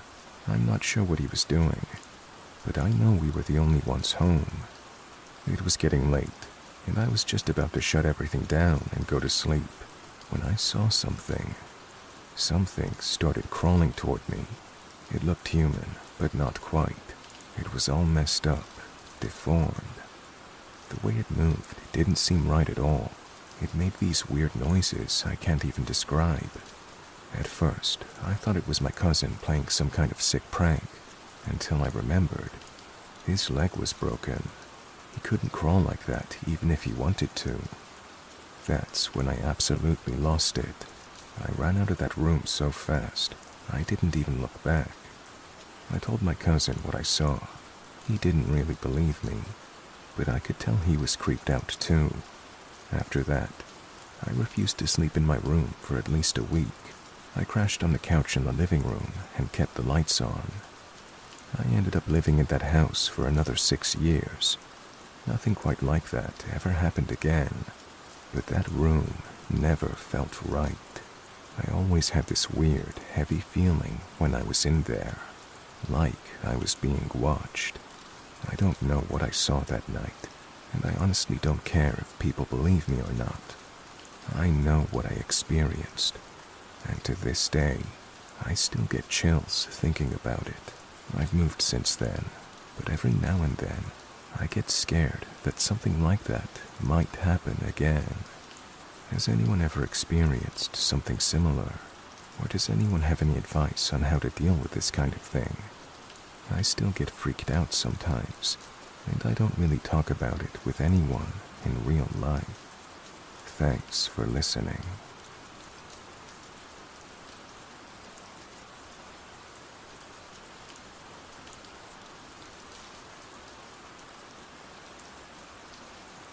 This happened years ago when I was in my early 20s. I just gone through a breakup and moved to live with my sister in the city. I wasn't too familiar with the area yet, as it is a big city, so I often got turned around when I went out on my own. Back then, I had a 1980 300D Benz. It was my first car that my dad had gotten me, an antique that was kept in garage condition, but with one caveat. It had no working AC, and leather seats to boot. So you can imagine driving during the summer in the subtropical climate was pretty brutal. I'd gone out to some shops that day and was headed back home. Flustered a bit by the fast-paced nature of downtown and ready to be out of the sweltering heat, I mistakenly took a left a few streets early. I thought this would connect to the main road, but it in fact did not. I drive to the end of this residential street, lined with big, fancy houses. This must be the rich part of the city, I thought. Though living in a gentrified area means even the upscale houses are still essentially in the hood. Everything's just blended that way. I make it to the end and realize the turn at the stop sign is an on-ramp to a major freeway that I'm definitely not trying to get on. Fuck. I pull to the side of the street by the curb in front of what looked like a kind of run-down apartment complex. It's weird and random how it's situated among these fancy houses, I thought. I began trying to call my sister, and she wasn't picking up. Suddenly, I see a guy emerge from the complex, a white guy in his mid-30s. He looked a little shady, like he might be strung out on something. I don't know, he just had that look. He headed straight towards me. I was instantly wary of him, but was a little distracted, trying to call, then text my sister.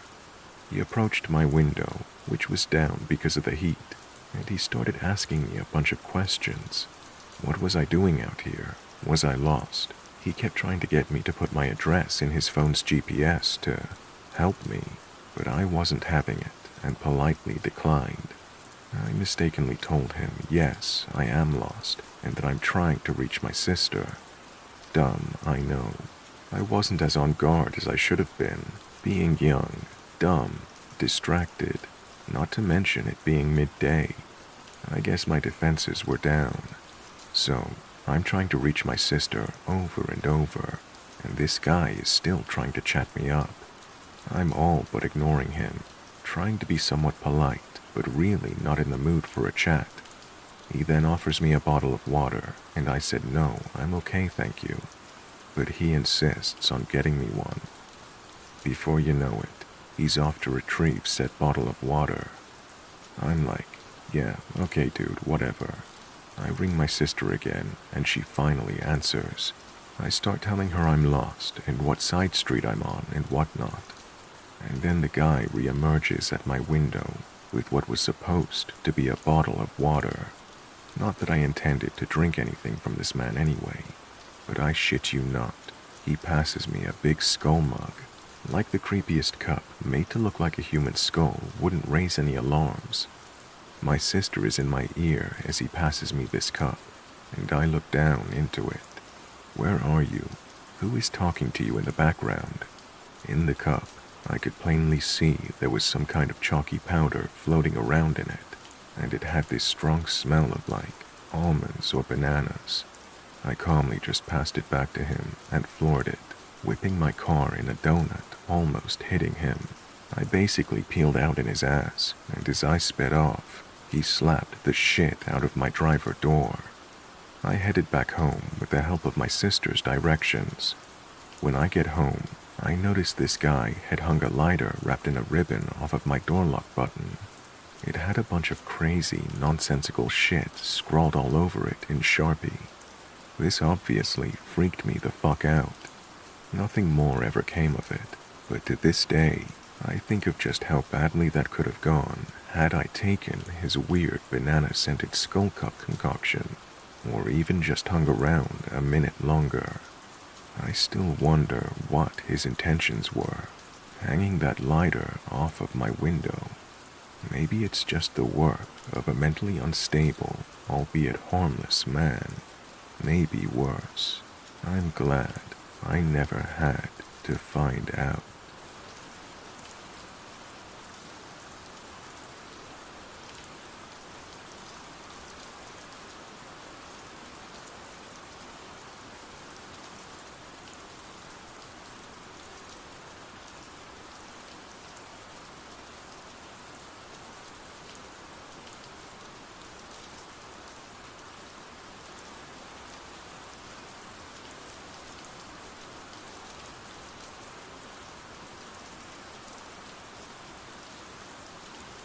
Hey, I need to get this off my chest. What I'm about to tell you is real, and it sends shivers down my spine when I think about it. I've spent years in the wild, hunting, camping, and hiking, but last year, I had an experience that made me question everything I thought I knew about the wilderness. So, here's the backstory.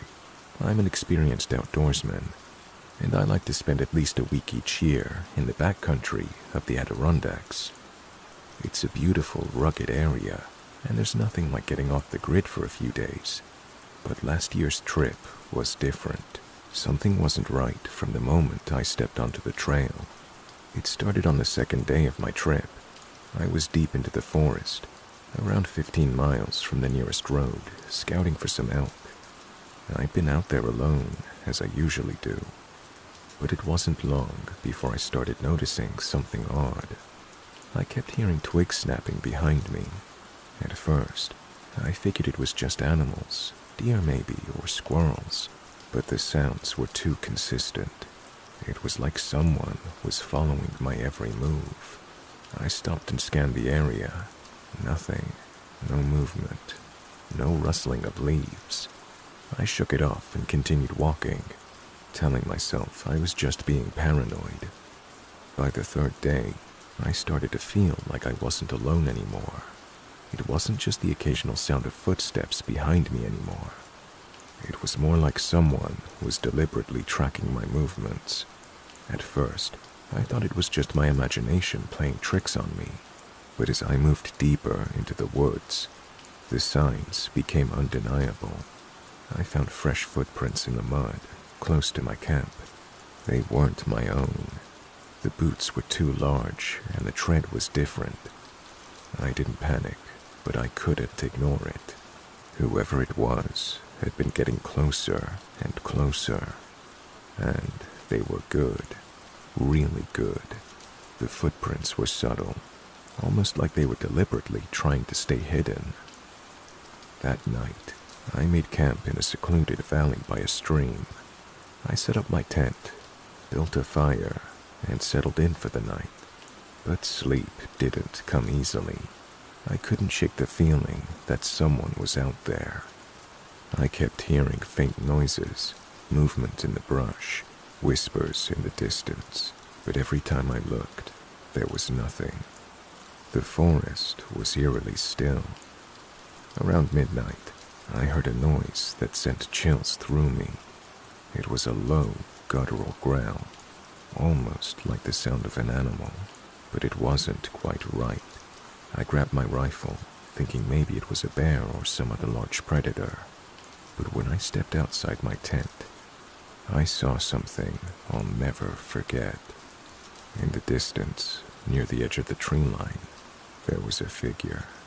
It was tall, wearing dark clothing, and they were just standing there, motionless, watching me. At first, I thought it was a trick of the light, or maybe a shadow. But then, I saw the figure move. My heart skipped a beat. I'm not easily rattled. But something about the way this person moved. It was deliberate, calculated. They weren't just out for a casual walk in the woods. They were stalking me. I tried to make myself scarce, ducking back into my tent and keeping quiet. I stayed still for hours, barely daring to breathe. I could hear the footsteps again, soft but deliberate, circling my camp. Whoever it was knew the woods too well. They weren't just following me. They were studying me.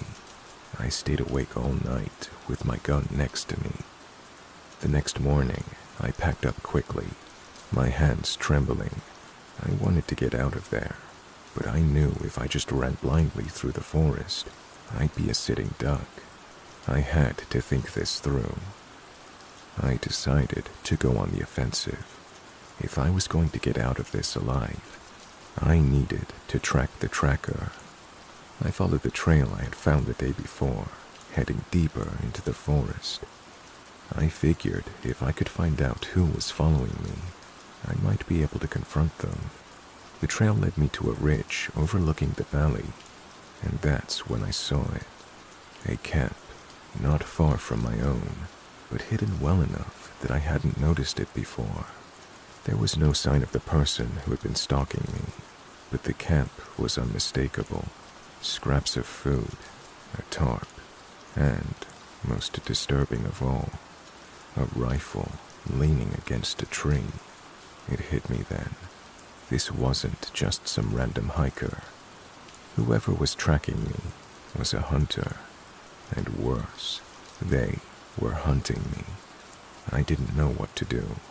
I could stay and confront this person, or I could try to escape, but the feeling of being trapped in the woods, knowing that someone was out there, waiting, made my decision for me. I decided to double back. avoiding the main trails and cutting through dense brush. I moved quickly, constantly checking my surroundings, listening for the sound of footsteps that had been following me for days. I knew if I wasn't careful, I'd walk right into their trap. I slept little that night. I huddled under some brush, listening to the silence. I thought I heard footsteps again, but I couldn't be sure. I stayed alert, knowing that I was a long way from any kind of safety. By the fourth day, I had moved closer to a ranger station, and I finally felt like I was out of danger. I didn't stop until I reached the station. The first thing I did was report what had happened. The rangers took my story seriously, but when they checked the area, they found no trace of the hunter, no camp, no footprints, nothing. I left the wilderness that day, and I haven't been back since. I don't know who that person was or why they were tracking me. I like to tell myself that maybe they were annoyed that I would be competition for their hunt, and they wanted to scare me off, but the lengths they went to, I don't doubt that their intentions were more sinister. I'm just glad I got out without a bullet in me. So, if you're heading into the backcountry, be aware.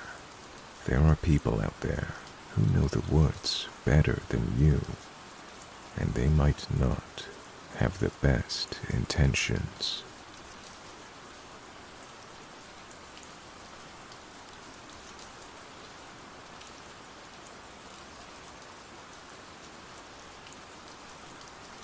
I've been sitting on this story for almost 2 years now. I don't talk about it much because it feels like something I can't explain. But after hearing other stories of hikers going missing, I'm wondering if anyone else has experienced something similar. This one's from a trip I took in July of 2023. I was doing a solo backpacking trip along the Pacific Crest Trail in Oregon. It's one of my favorite spots to hike, mostly because it's quiet and less crowded than other sections. The trail through the Cascades is challenging but beautiful, with lots of lakes, streams, and secluded campsites. It was meant to be a 5-day trek, and I was looking forward to the solitude. I started out on a Tuesday morning, feeling good. The weather was perfect for hiking, clear skies, not too hot, not too cold. I was around 15 miles in by the second day, hiking through a heavily wooded section of the trail near Mount Jefferson. Around 3 p.m., I passed another hiker going in the opposite direction. He was a younger guy, maybe late 20s, wearing a green jacket and a large pack. We exchanged the usual, "How's the trail?" and "Nice day for a hike" pleasantries. He didn't seem particularly unusual, but something about the way he looked at me stuck with me. It wasn't a full-on stare, but I could tell he was scanning me, almost like he was sizing me up. It was brief, but enough for me to notice. I didn't think much of it at the time. People get lost in their minds on the trail sometimes, and I just kept walking. I set up camp that night by a small lake, maybe about 5 miles ahead of where I'd met him.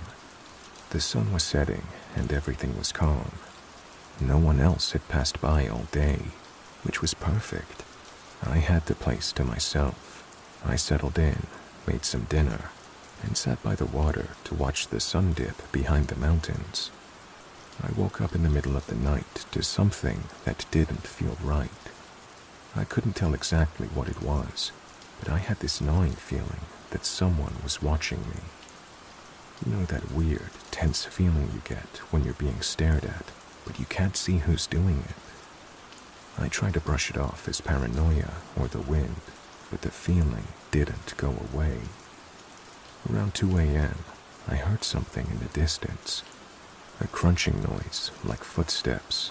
I immediately froze and listened, but it didn't sound like an animal. The sounds were heavy, like a person was walking slowly through the brush. It lasted for a few minutes, and I remember thinking, okay, maybe it's just someone else out here. But then it stopped, completely. No rustling, or any other noise, just silence. I didn't sleep much after that. I spent the rest of the night with my pack by my side and my flashlight close. The next morning, I packed up early, eager to get moving and out of the area. As I started down the trail, I passed the spot where I'd met the guy the day before. That's when things got strange. About half a mile past where I'd seen him, I found his stuff. At first, I thought it was just some abandoned gear. Maybe someone had dropped it and kept walking. But when I got closer, I realized it was all of his stuff. His backpack with fluorescent orange accents I recognized, because I remember thinking it looked so cool. A lime green water bottle and a journal were scattered across the trail, like he just set them down in a hurry. The pack was open, but there was no sign of him anywhere. The trail was clear. There were no signs of anyone walking off the path, no tracks in the dirt either. I felt a sudden knot in my stomach. I'm not normally the type to panic, but something about it just felt wrong. I looked around for any sign of him, but the woods were quiet. Too quiet. No animals, no hikers, just the wind and the trees. I checked the area for a while, calling out to see if maybe he just stepped off the trail for a moment. Nothing. No response. No movement. I felt like I was the only person on the planet. I thought about going back to my campsite, but my gut told me not to. Something was off about it, and I didn't want to risk running into trouble. I moved forward cautiously, keeping an eye out for any signs of the guy or anything out of place. About 3 hours later, I made it to the next ranger station and reported the abandoned gear. They took down my details and said they'd look into it. They mentioned that there had been reports of a missing hiker the day before, but that the situation was still under investigation. That's the part that gets me. The hiker I'd met the day before was the same guy, the one who'd been reported missing. I never saw him again, and the next day, a search and rescue team was sent out to look for him. They found the same abandoned gear I'd seen, but no signs of the hiker. No tracks, no clues, nothing. It was like he had disappeared into thin air. I found out a week later that they hadn't found any trace of him. The official report said he was last seen at the trailhead, and that his trail was well marked until he apparently veered off. But no one could explain why all his gear was left behind so suddenly, or why no one had heard from him after that. I never went back to that part of the trail. I know people go missing on trails all the time. Hiking accidents, bad decisions, whatever. But there was something about the guy's disappearance that doesn't sit right with me. It's not just the fact that he vanished. It's that weird moment where I met him on the trail. The way he looked at me, almost like he knew something was going to happen. The footsteps I heard during the night. The unsettling silence that followed. It's like the whole thing was leading up to his disappearance. The whole thing feels like it's part of something bigger, something I'm not supposed to understand.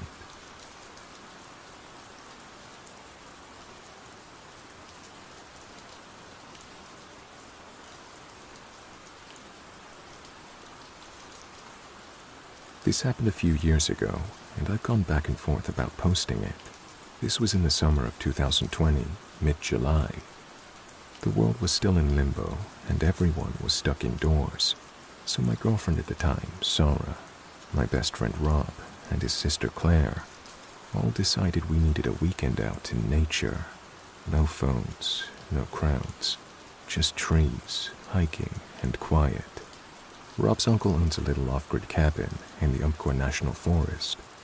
Nothing fancy, no power, no running water, but a propane stove, wood stove, old bunk beds, and an outhouse about 50 feet out back. It's a 45-minute drive from the nearest paved road, and when you're out there, you feel completely cut off, which we wanted at first. We got there Friday afternoon. The place had that musky, unused smell, but not in a gross way, just old wood, dust, and forest air. Everything was intact, no signs of mice or wildlife getting in, which surprised me. We unpacked, made dinner on the propane stove, and spent most of that evening outside playing cards and watching the stars. It was honestly one of the best nights I've had outdoors. We turned in at around 11:30 p.m. Rob and Claire took the bottom bunks, and Sarah and I took the top ones. The cabin has one main room and a tiny kitchen off to the side, so it's a cozy space. We locked the front door using an old metal bolt that slides across. Definitely not modern security, but it was something. At 2:30 a.m., I woke up. I didn't hear anything at first. It was more like I sensed something, like when your brain pulls you out of sleep for no reason. Then I started hearing footsteps, not wildlife, not scurrying or twig snapping. These were slow, steady, heavy footsteps on the front porch, like work boots on wood planks. I stayed still and just listened. I thought maybe it was Rob going out to pee, but when I peeked over the edge of the bunk, I could see him still wrapped up in his sleeping bag. Same with Claire. I whispered to Sarah, and she was already awake. She said, "Do you hear that?" And I just nodded. The steps stopped. We didn't hear anything else for a couple of minutes, and eventually, I worked up the nerve to climb down, grab my flashlight, and open the door. There was nothing there. No tracks in the dirt, no sounds in the woods, no movement at all. Just dead, still air and forest. I even walked a few feet out toward the clearing, shining my light around. Nothing. I came back in, and we chalked it up to nerves. Maybe an animal we misheard, and we went back to bed. The next morning was clear and cool, but when we stepped outside, I immediately noticed the old wooden shed behind the cabin, about 25 yards into the woods, was wide open. We definitely hadn't gone in there. Rob even made a joke about it when we first arrived, saying it looked like the set of a horror movie. It had a warped, sagging door and was half covered in moss. Inside were some old tools, chopped firewood, rusted nails, and some random junk. Nothing dangerous, just weird that it was open. It looked like someone had moved things around. An axe was leaning against the door instead of being racked. A pile of rope had clearly been uncoiled and dropped. Claire even said it smelled faintly like tobacco inside, which none of us had brought. That night, we were all a bit more on edge. We double-checked the door bolt, moved our backs closer together, and even made jokes about Uncle Larry's haunted shack. But around 1:45 a.m., something happened that we all heard. The sound of the front door creaking open. It was long and slow, like in a movie. The thing is, the door was still bolted shut. We checked it right away. It hadn't moved, but we all heard it. No question.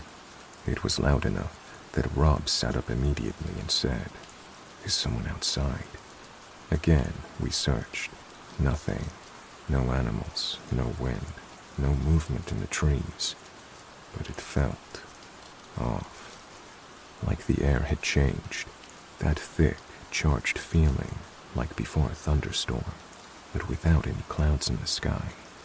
We barely slept that night. The next morning, we found a handprint on the outside of one of the back windows. It was faint, kind of sticky looking, like someone had touched the glass with bare skin and left a residue. None of us remembered touching that window. Claire swore it wasn't hers. She said she hadn't even gone near that side of the cabin. That was enough. We packed up and left a day early. On the way out, we stopped to call Rob's uncle and told him what had happened. He laughed and said something like, "Oh, you met the cabin ghost. Totally casual." Said other people had mentioned footsteps and door sounds over the years, but that it was harmless. He never mentioned that when we were planning the trip. So, yeah, I'm not saying the place is haunted, but something was going on.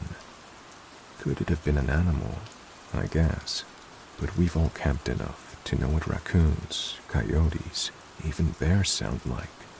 This felt different. Purposeful. Like someone was out there. And inside. We've camped plenty since then, but never in that cabin. I'm still trying to make sense of what happened.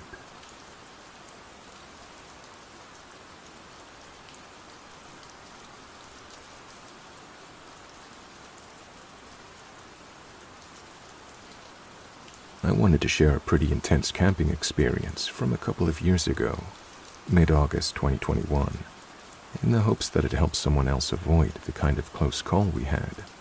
This happened in the Sierra Nevada foothills, specifically in the Stanislaus National Forest area, near Beardsley Lake.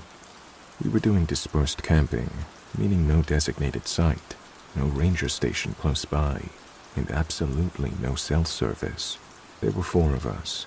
Me, my brother Jake, our longtime friend Ryan, and his girlfriend Kate. We're all fairly experienced when it comes to camping, and this was probably our 4th or 5th time doing a backwoods trip together.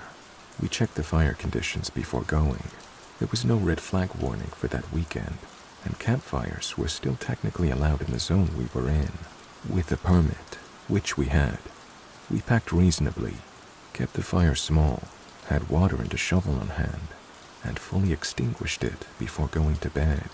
So that night, we hit the tents around 11 p.m. after a chilling evening, grilled some food, told stories, listened to music. At around 2:45 a.m., I woke up to this weird mix of smell and sound. The smell hit first, strong, acrid smoke, like the kind you get from a structure fire or dry brush. Not a normal campfire smell. I unzipped the tent and noticed this dull orange glow in the distance, through the trees. By the time I got everyone else up, the smell was getting thicker, and we could see actual embers in the sky, tiny sparks floating down like ash. That's when it clicked. There was a wildfire, and it was close. We didn't waste time trying to pack everything. We grabbed essentials only.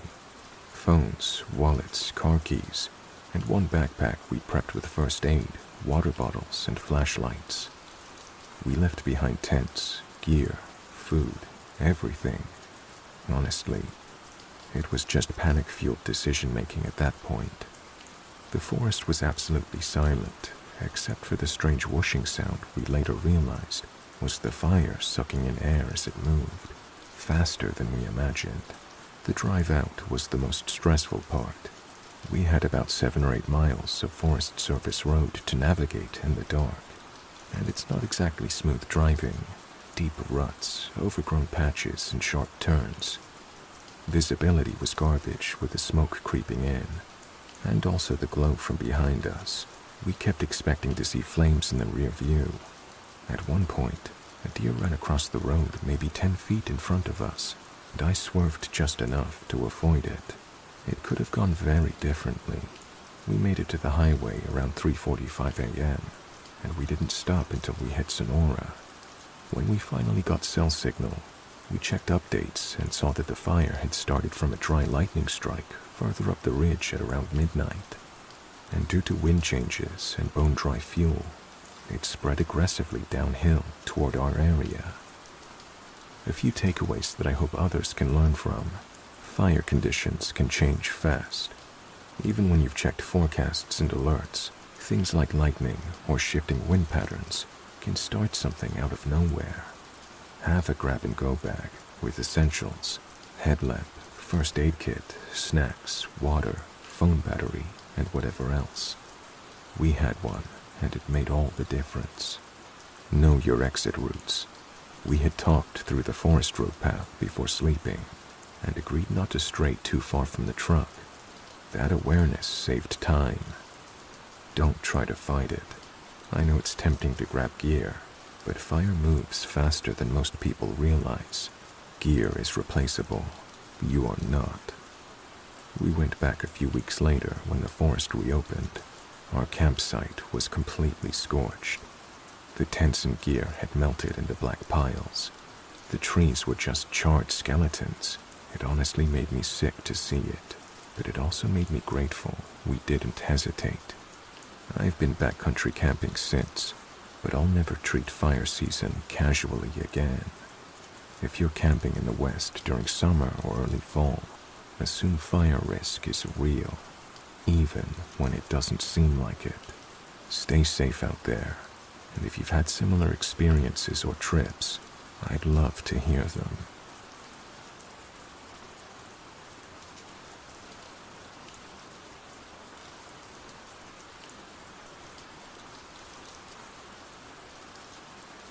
My partner and I had a close call while camping last summer in Sequoia National Forest. We were doing a 3-day trip in mid-July, mostly hiking and doing primitive camping. We picked a spot near a creek, about 2.5 miles off trail. Not super remote, but definitely quiet. There were no other campers in sight, and we were stoked to be away from people and closer to nature. In hindsight, nature got a little too close. We stored our food in a bear canister and kept it about 80 feet from camp, away from our tents and the cooking area. We followed the basic rules: no food in tents, no snacks left out, and we even scrubbed our cookware and toothbrushes in the creek downstream. We've camped in bear country before and knew the drill. On the second morning, I got up just before sunrise to pee and stretch my legs. The light was still really low, but something about the ground around our tent looked weird. Scuffed up pine needles, like something had been pacing or shuffling around. When the sun came up a bit more, we saw it clearly. Huge bear tracks. Not just a couple of prints. There were multiple sets circling our tents, overlapping. Maybe from the night before or earlier that morning. They were fresh, no debris in them, and you could see the toe and claw impressions clearly. They were definitely black bear prints. We confirmed later via park ranger and a tracking guide, and judging by the spacing, at least one of them was a pretty big adult. The part that freaked us out most, we didn't hear anything. No heavy breathing, no snapping branches, nothing during the night. We both had earplugs in, which we won't do again in bear country. The bear or bears must have come through really quietly sometime between 2 and 5 a.m. and just investigated the site. Our bear canister had been knocked over, but not broken open. They didn't get any food and didn't damage the tents, but they were curious and way closer than we'd ever want. After realizing what had happened, we packed up and left within the hour. No panic. We just didn't want to risk a second visit. We reported the encounter to a ranger station on our way out and gave the GPS coordinates of the site. The ranger said that same bear had likely been reported a few times over the summer, and it was learning to associate campsites with potential snacks, even if food was properly stored. It hadn't been aggressive, at least yet, but it was definitely getting bold. At the end of the day, we were lucky.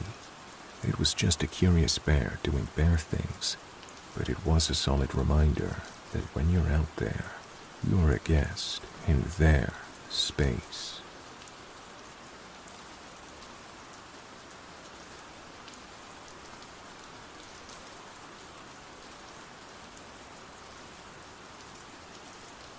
I don't often share this story, mostly because it feels like something I should have known better about. But looking back on it now, I still can't believe how easily everything went wrong. And honestly, I still get a bit shaken up when I think about it. It was the summer of 2017. I'm no expert when it comes to backcountry hiking, but I've been out in the woods enough to know how to read a map, use a compass, and follow trail markers. I've always been the kind of person who likes to go off the beaten path, find quiet spots away from the crowds, and just get lost for a few days. So, I planned a solo hiking trip in the Trinity Alps wilderness in Northern California. It's a beautiful spot, remote, rough, and full of wild rivers, alpine lakes, and towering trees. The kind of place where you can disappear for a few days and really get away from everything. I was aiming at a 4-day trek, something that would push me, but not too much. I had the maps, I'd done the research, and I was prepared. Or so I thought. The first 2 days were perfect. The weather was ideal, sunny but not too hot, and there was a light breeze that kept the air fresh. The trails were easy to follow, and I was enjoying the solitude. I stayed at a few campsites along the way and met a couple of other hikers, but no one stayed long enough to get to know each other. By the end of the second night, I was about 18 miles deep into the wilderness, heading towards a lake I'd read about, which would make a great place to camp before turning back. But that's when everything went wrong. I woke up in the morning of the third day, ready to get to the lake, but there was something off. I couldn't explain it at first. I packed up my camp, ate a quick breakfast, and set off, expecting to get to the lake by the afternoon. But the trail didn't seem right. I thought I must have missed a turn or taken a wrong fork somewhere, but I figured I'd retrace my steps to hit a landmark I'd recognize. I didn't. I kept walking for what felt like hours, but everything started looking the same. The trees, the rocks, the streams, they were all blending together. I kept checking my compass and map, but things weren't adding up.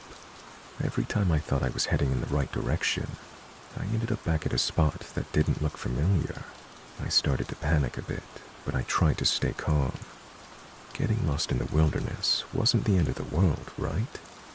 I had enough food, water, and gear to last a few days. All I had to do was find the trail again. But then the weather started turning. The storm came out of nowhere, and the temperature dropped fast. I could feel the wind picking up, and the clouds rolled in heavy. By the time the rain started, I had no idea where I was anymore. The map and compass weren't helping. The trail markers I'd been following had completely disappeared. That's when the real fear set in. I realized I wasn't just a little off course. I was completely lost. I tried to retrace my steps, but the rain had turned the dirt and rocks into a slick, slippery mess. Every direction seemed to look the same, and there was no sign of anything familiar. I could feel the darkness closing in, both literally and mentally. I set up camp in a small sheltered spot under some trees, hoping the storm would pass, but it didn't. The rain kept coming down in sheets, and the temperature kept dropping. I didn't want to risk wandering any further in the dark, so I huddled in my tent, trying to stay warm. The night was miserable, cold, wet, and completely isolated. My phone was dead, and there was no cell signal, so I couldn't even send out a distress signal. The next morning, the storm had let up a bit, but I still couldn't get my bearings. I tried to stay calm, but each hour that passed made me more anxious. I had no idea which direction to go. I couldn't find a trail, and I couldn't shake the feeling that I was just going in circles. By the second night, I was feeling more than just anxious. I was scared. The sun had set, and it became brutally cold again. I rationed my food and water, but the constant cold and dampness were taking their toll. I couldn't sleep. I was too worried about getting colder and weaker. I kept thinking of the worst-case scenarios, being stranded out here, getting injured, and no one knowing where I was. On the third day, I'd pretty much given up hope. I was exhausted, both physically and mentally, and the idea of being rescued felt more and more unlikely. I had barely enough energy to pack up my camp and keep moving.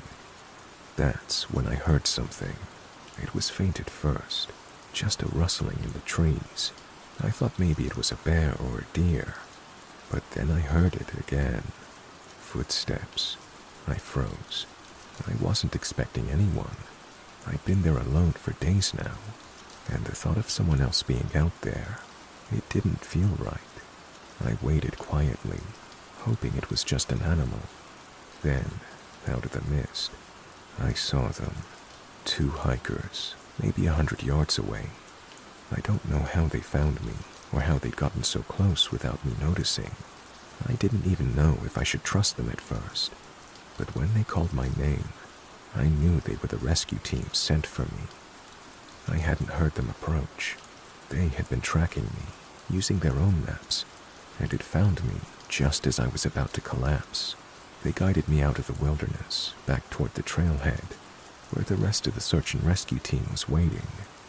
I was exhausted, dehydrated, and close to hypothermic, but I made it out alive. I'll never know exactly what happened during those 3 days, why I got so turned around, how I ended up off course so badly, but I learned a few things the hard way. Trust your instincts. When something feels off, don't ignore it. Stay calm. Panicking makes everything worse. Focus on the basics: food, water, shelter, and finding your bearings. Tell someone your plan. I went solo, but if I'd left more detailed plans with someone back home, things might have turned out differently.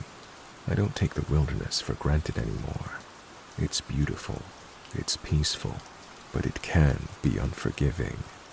The kind of peace you find out there can turn into isolation pretty quickly. If you're out hiking or camping, just remember to stay safe. The wilderness can humble anyone.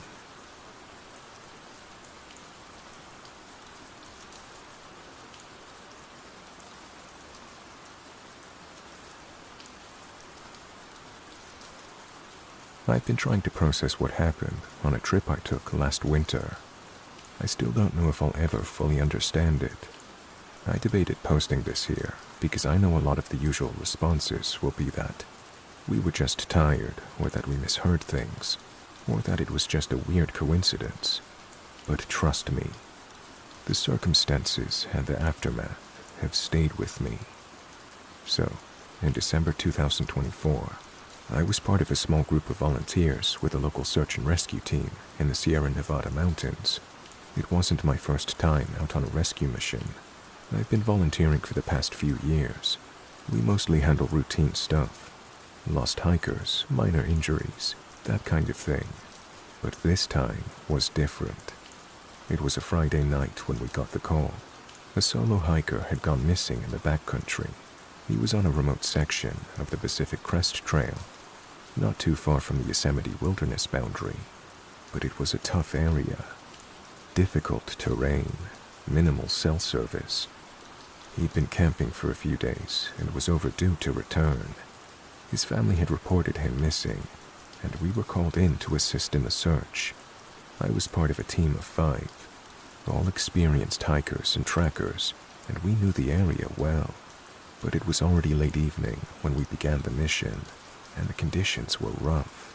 The temperature had dropped, and a cold wind was blowing in from the west. We didn't have much time before the full darkness set in, and we had to move fast. The plan was to search the trail area first, then move into the surrounding forest. But by the time we arrived at the trailhead, it was pitch black at around 11 p.m. We had night vision gear, but even that wasn't much help in the thick forest. The air felt dense, like the mountain was pressing down on us. We split into 2 groups. I was with a guy named Frank, one of the senior SAR members, and we were assigned to search along a river trail that ran parallel to the main path. As we moved deeper into the woods, the usual sounds of night animals were absent. It was unsettling that there was no wind or sounds in the area, just eerily quiet. We moved in silence for almost 2 hours, calling out the hiker's name every so often, hoping to hear a response. Nothing. Just the steady crunch of our boots in the snow. Then, about 3 hours into the search, Frank held up a hand. I stopped in my tracks. He'd heard something, a voice. It was faint, barely audible, but there was no mistaking it. We both stood there, straining to hear. Help. I need help. The voice was weak, distant, but unmistakable. Frank motioned for me to follow him as we hurried in the direction of the sound. We navigated through the trees, stepping over fallen branches and rocks, and after another 20 minutes of scrambling, we reached a small clearing. And that's when we found something that still haunts me to this day. There, lying on the ground, was the missing hiker. He was unconscious, covered in snow, and barely alive. But here's the thing, he wasn't where we'd expected him to be. According to the search logs, he'd been heading north, but we found him lying south of his last known location, deep in an area that wasn't even on the map. It was like he'd been pulled off course somehow. Frank immediately started assessing his condition while I scanned the area.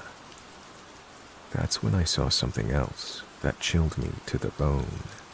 There were footprints around him. Fresh, deep impressions in the snow. But they weren't his. The prints were too large, and they led away from him, heading deeper into the woods. I can't explain why, but I had this gut feeling that we weren't alone. We radioed in for the extraction team, and within minutes, a medic arrived. The hiker was barely conscious, mumbling incoherently. He kept saying the same thing over and over. They took me. They took me. Frank looked at me with a mix of confusion and concern. The other team members quickly set to work stabilizing the hiker, but the whole situation felt off. It didn't make sense that someone would have taken him. He was alone, miles from any trail, and no one had been nearby to abduct him. I kept looking back at those footprints. They were still visible in the snow, leading off into the darkness. I wanted to call out, but my voice felt stuck. Something about the way the footprints led into the dense trees made me feel like something was following us, like we weren't meant to find him. By the time the extraction team had him loaded up and was headed back to the base camp, Frank and I stayed behind, looking over the area. We couldn't shake the feeling that something wasn't right. The hiker's condition was bad. He was severely dehydrated and hypothermic, but when we asked him about what happened, all he could say was, "They said I wasn't supposed to be here." It wasn't clear who they were. The strangest part, the footprints leading away from him. They were gone by morning, just vanished. The snow had filled them in somehow, even though it hadn't snowed in the time since we'd last seen them. No one could figure out how that happened, especially given that the footprints had been so fresh. The hiker survived. He made a full recovery, but his memory of the ordeal was hazy. He couldn't remember much beyond being lost and hearing voices calling him deeper into the forest. He kept asking us why he'd been taken, but we couldn't give him an answer. A few weeks later, I learned that he'd gone back home to the Midwest, but he was never the same. His family said he'd been having nightmares, sometimes waking up screaming about being pulled into the woods. He never hiked again. We were told by our SAR unit to file it away as an unusual case, and that the hiker likely just got confused in the woods due to exposure. But something in my gut still tells me there was more to it. Something we never saw. Something that didn't want us to find him. I still think about those footprints sometimes, how they just disappeared into the woods, and it still haunts me to this day. Not only when I volunteer on a search, but it will creep up on me at the most random times. It kills me that we never found who those footprints belonged to. Searches don't always have the result we want, sadly. But this, it was so strange and unresolved, and it stays with me.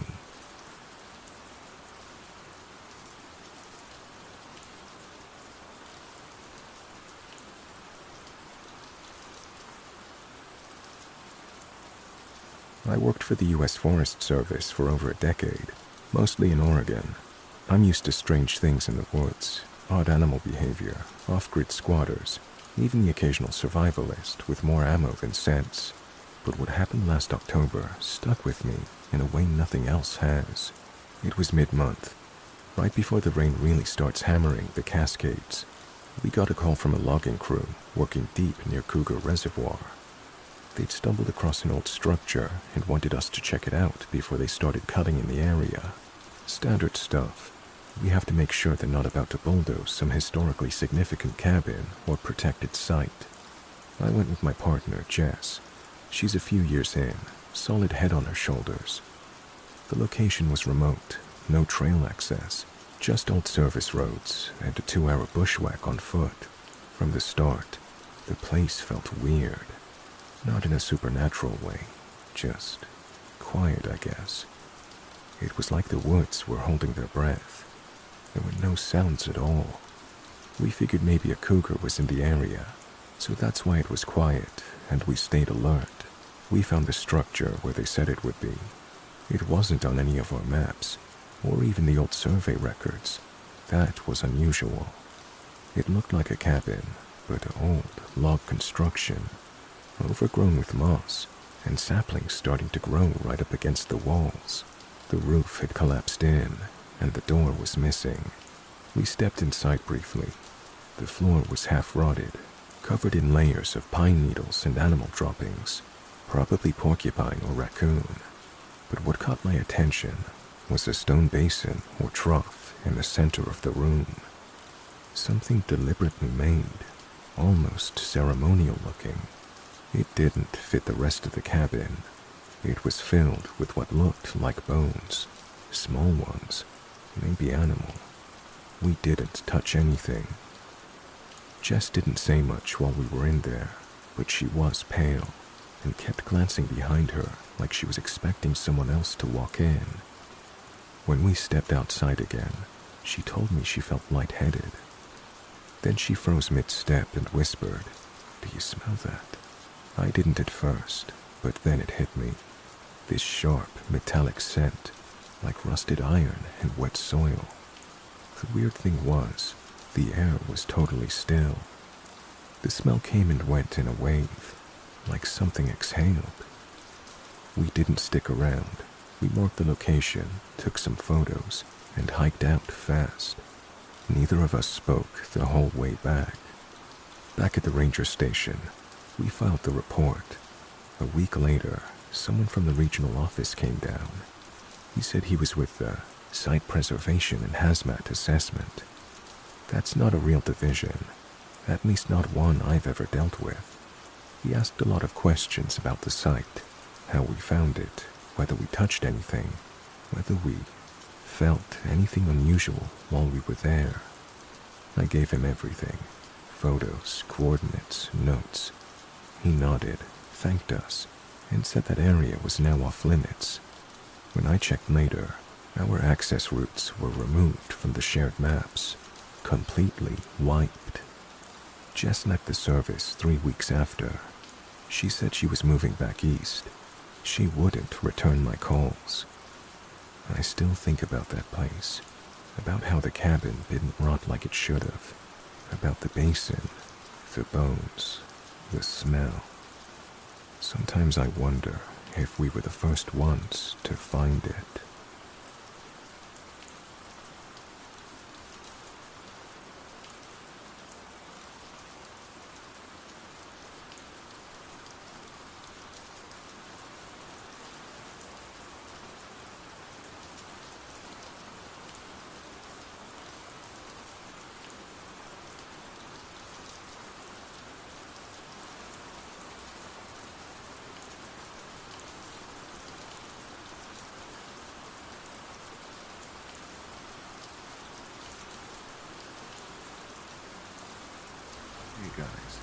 hope you enjoyed that.